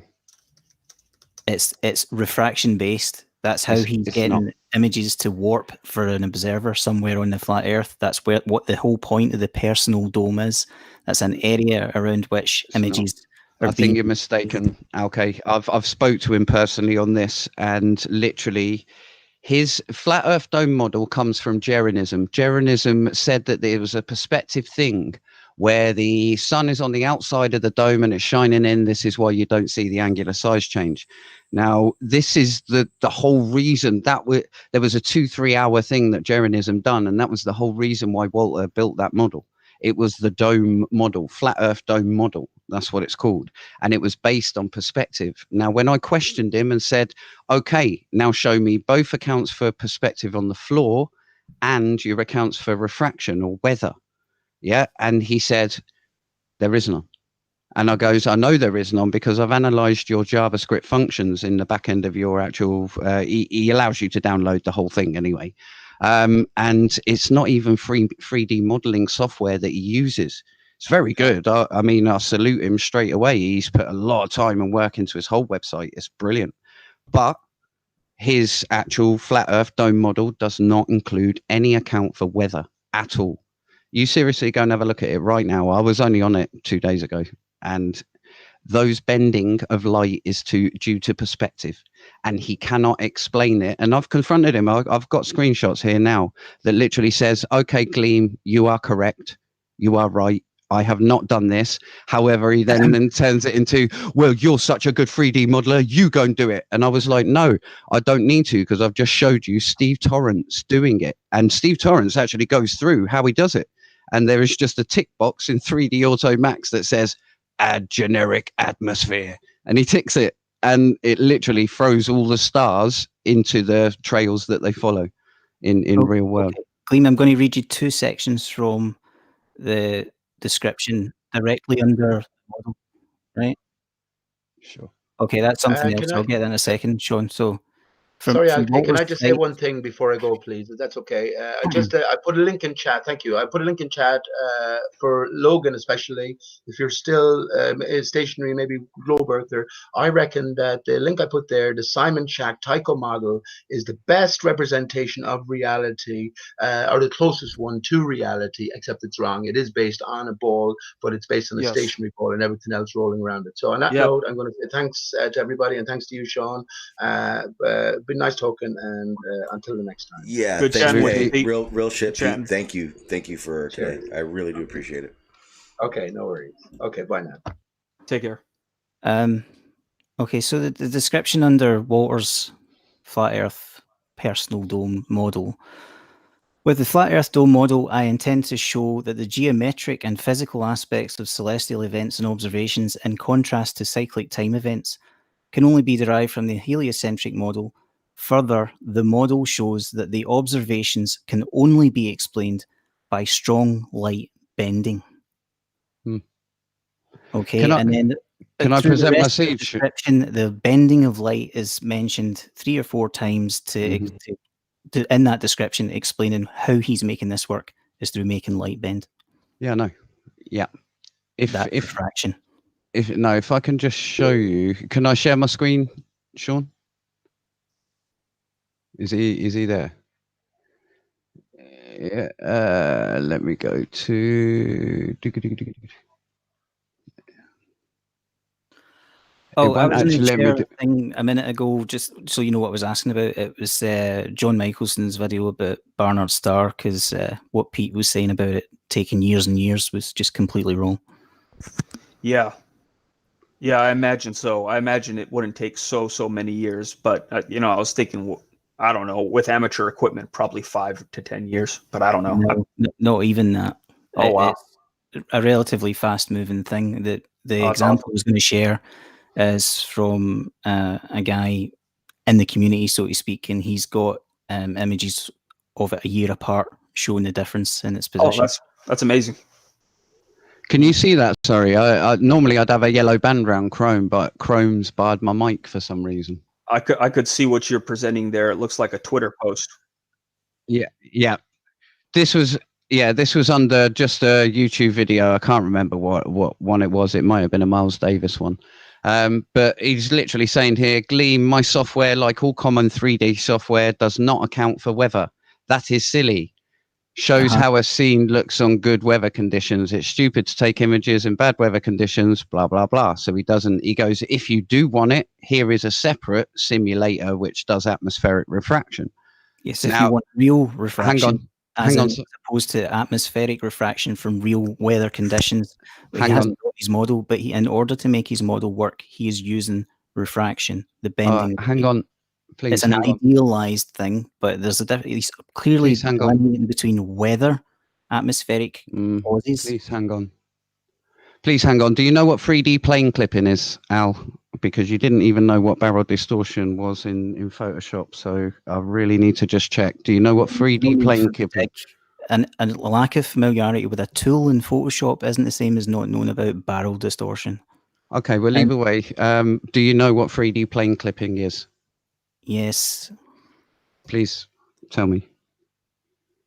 Because Walter tells me, yes, you're right at the end of this. That's the spoiler alert, and I'd just like to get to that I've heard you say that before. I mean, if you want, you can just get to the point and show the point that demonstrates the refraction thing. Gleam, I'll give you that with the simulation of atmosphere in modern software, but you are claiming that all images showing curvature are due to atmospheric effects, which I didn't. I actually said perspective and atmospheric. But so why don't you take your super software and model this scene on a flat Earth? So he's basically, it should be easy for you. He's basically running off in a wet. But I basically show him every single 3D modeling software on the market, every single bit of software, Unreal, Unity, 3D Max, AutoCAD, SketchUp, all of them have got this little tick box and add-on components, plugins, whatever, to add in standard fog. And if you understand this, for the Black Swan, he actually started introducing it to rescue the globe model, because he couldn't explain it with just his normal refraction. So he had to add in this misty. I don't know whether you see it, the misty stuff. So either way, Al, I fully understand that you really want to defend that, and I fully understand that you reckon that bendy light is because of that. But what he's done, wait a minute. He's reverse engineered for what it would have to be. You've demonstrated. Why are you acting as if you just want to watch? No, I've just demonstrated refraction. The entire point of his model is it works using refraction. You're conflating this with a specific mechanism for the cause of the refraction, that being the atmosphere. The point is, Al, using refraction. He's still using refraction. The point is, Al, the principle of refraction, the bending. You're not getting the point. You're not getting the point. A flat earther called Steve Torrance used 3D Auto Max. Yeah, and not JavaScript functions. And I know how to code JavaScript, mate. And trust me, it's good for geometry. But when it comes to 3D modeling, it's a bit different. Yeah, it's a bit different using a professional tool to actually just coding raw JavaScript functions. Okay, and trust me, this guy, Steve Torrance, just shows you, just by adding this weather in, I can now match up 6 different star trails from around the world and overlay them on my camera that I've set up to the exact camera settings, yeah, and look at it from the Earth, whether looking south or north, based on this dome view model, but using refraction, I can make this work. And he has. You can go and look at it. It's still all up there now. The few things I've looked at on Steve Torrance's channel are just garbage. The point of view, the observer. That means nothing to me coming from you. You don't know 3D modeling, Mr. Al. So either way, I doesn't detract from the point that this is how. How would you know they were garbage then? Modeling. What's your experience? Oh, I've did a little bit of 3D modeling in the past, but no, I'm not very good at it. I know that. But would you say the same if I walked up to a surgeon cutting open a heart and said, "You're doing that all wrong. There's a load of rubbish. All of this artery tying." I could have done a better job. So it's the same as what you've just done there. There's a big difference between what the 3D model shows and the programming involved behind it. Right? I don't understand. Somebody not being able to go in and use that specific software has nothing to do with the end result of what you're seeing and how that matches up to reality in the case of modeling reality. So okay, so when he has modeled reality, these models are not very good. It's because of specific reasons, why they're not good, that anybody can spot. It has nothing to do with knowing the program that he used to produce the end result. You're being too generic. Put it this way, he does a globe Earth model as well. Because I'm trying not to get distracted from the original point and also because it's been months since I looked at it, so I don't remember everything that I looked at. Being To give you a generic is specific distracting. example. Being generic and No. just saying, "No, don't trust this You're not channel because everything's rubbish." because Last you're time I talking looked at it, about tolerance to ignore the fact that you're wrong, completely wrong, about what Walter Bislin's model does. It is completely based on the bending of light. And it is right there in black and white. You can make up as many excuses as you like and invoke Stephen Torrance as many I times. invoked him. I cited him saying my software does not include weather. Bending of light means something, Gleam. Yes, and you don't understand what he done, Al. And this is what he done. He reversed engineered the heliocentric model using the heliocentric data, using the concept of a flat Earth with a dome. That's what he done, and he projected all the stars on this dome. Like I said, you're distracting from Walter Bislin. Well, I'm not. That is Walter Bislin's model. That's what I'm telling you. That's how Walter has done it. Uses the bending of light. Walter Bislin, listen. You're not understanding. You're not understanding what I'm telling you. He's got the heliocentric model, i.e. real world data. Okay. What he has done is taken a concept of there is this plane clipping function at 6,000 miles away all around you as a dome, which was Jeranism's idea. Yeah. So what he's programmed it is to say, I'm now going to invert the sphere of what we see out on a globe internally on a dome on the inside. Then what he's done is he's then mathematically put that onto a top of the dome, because what Jeranism said is that because the Earth, the sun doesn't change size, what it must be is a reflection on your dome, like an illusion on the top of your dome. Yep. So it's actually right up on another dome. Yeah. So that dome that is on the land that you see is your field of vision. Got nothing to do with refraction. Got nothing to do with the bending of light. Is just what the maths requires in order for you to have. It says clearly on there, this explains sunrise, sunset. It explains all Polaris. It explains why people in the southern hemisphere see a different star trail. He explains it all, and it's all nicely animated. It's all there. Yeah, I fully understand it. That it's only possible through light being bent a certain way. Yes, and he doesn't include the atmosphere. That's what I'm trying to tell you. That is the point. It doesn't matter. He doesn't So have the atmosphere doesn't bend the light. atmosphere to model out the relative positions of things and show this is where they would need to be, and somehow you have to get them there. He isn't providing the actual solution, Gleam. Let me bring you to some light. Do you not understand the difference? No, what you're actually telling me now is, for me, is like me telling you, right, analyze the black swan, but you're not allowed to use the atmosphere. And it must be a globe at the end of it. Because this is no, it's not. It's a model based on basically some nonsense idea by flat earthers about a personal atmospheric dome or whatever, as an excuse to explain why an individual observer sees things in the sky in a specific position. That's all geometry. So he's just taken that aspect of it, showing and made where it work. need to be, and then pointing out the flaw, which is that, well, this is the it needs to bend light. Ways light would have to bend to make that idea a reality. That's all it is. It's an exercise to test out the theory. He doesn't have to provide the solution with the atmosphere itself doing actual refraction to make this happen. All he has to do is show, right, this is where the person would be, this is where the dome is, this is where the sun, moon, and stars are, in order, and then come to the conclusion. In order to make this happen, light would have to bend like a motherfucker. It's a fairly straightforward idea. Al, right, I would really like to end this conversation on this note, and you can come back at me anything. I don't want to come back after this, because I think we're going round in circles. Because what I want to say is that Walter has built a model. He has mapped out reality on the inside of a dome, like flat earthers said. Yeah. And he's actually managed to make quite a bit of it work. However, he says, my model fails because I cannot explain the bending of this light, this massive bending of this light. And just so happens, I've actually put or forgot to input reality of a component, a core mechanism which can bend light, which is refraction.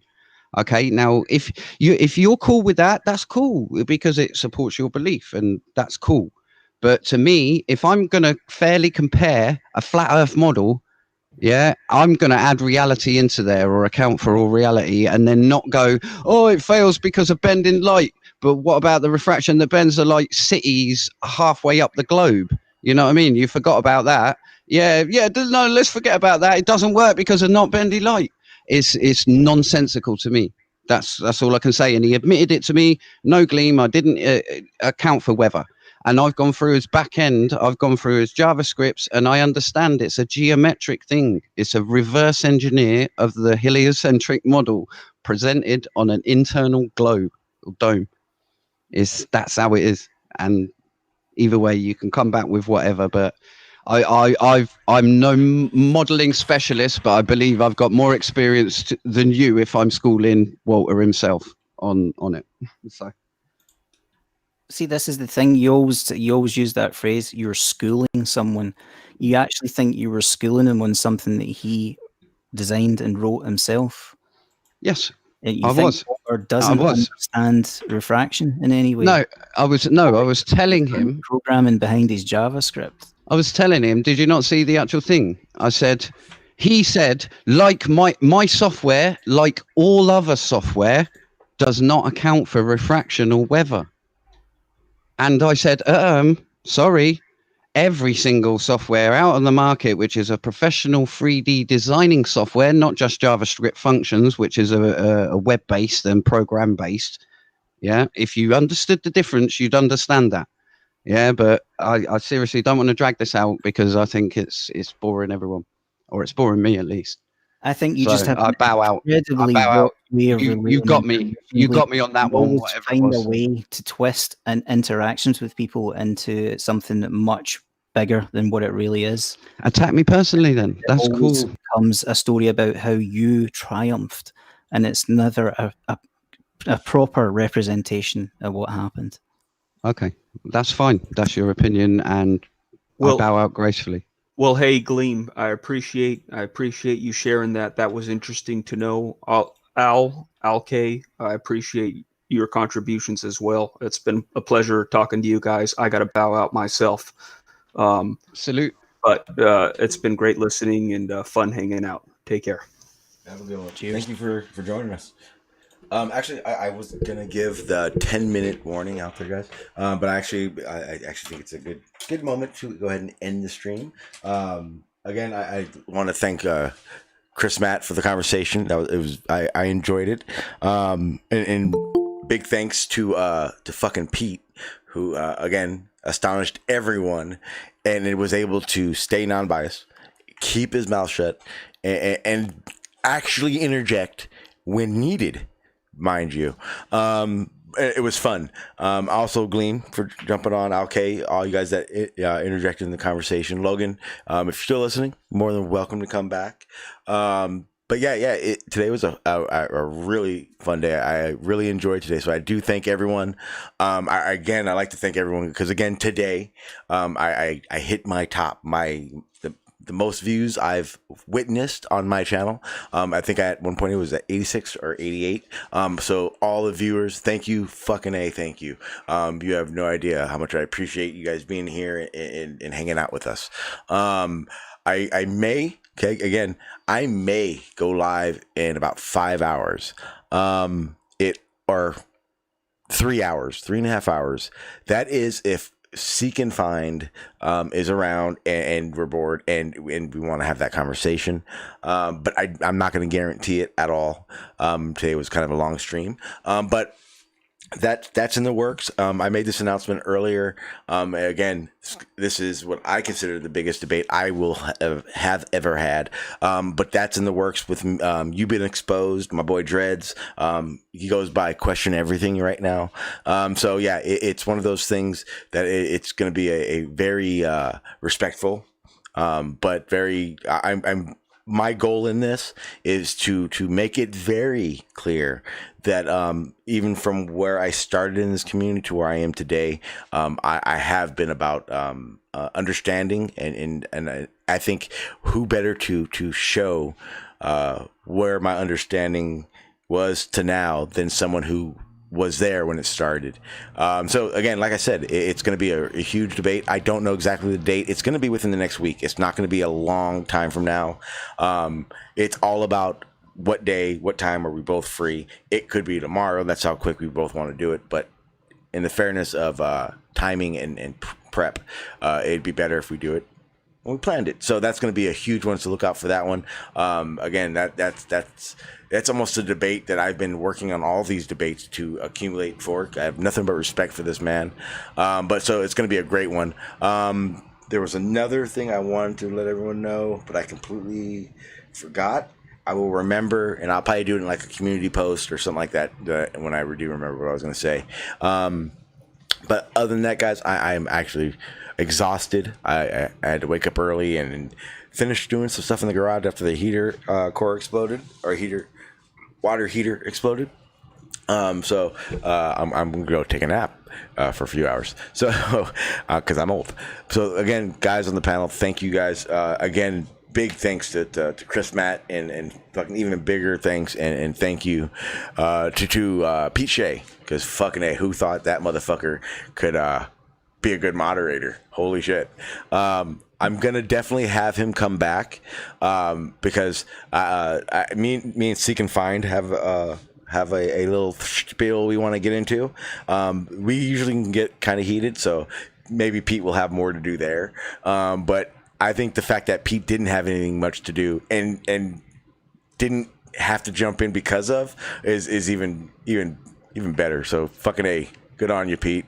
But with that being said, guys, I'm gonna go get the F out of here. I'm not gonna even talk to YouTube alone. I'm just gonna end it from here. So guys in the hangout, I thank you for hanging out and being here. I'm going to share the link. I don't know who the fuck's staying or going. So as long as I'm in front of my computer, you guys will be able to get in here. But other than that, guys, I am going to copy the link, share it in YouTube, and then get out of here. Thank you, guys. I appreciate it. Salute the truth army. Yeah. Thank you, Glean. All right, guys. Like I said, today was I really enjoyed that conversation with Chris. Why? Because I've had many conversations with Chris, and it was just super fun. So thank you, Chris, and thank you everyone for listening to me BS while I get my outro ready. Peace.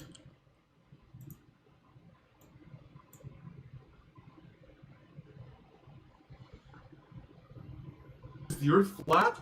No, it's not flat. Okay, it's not flat.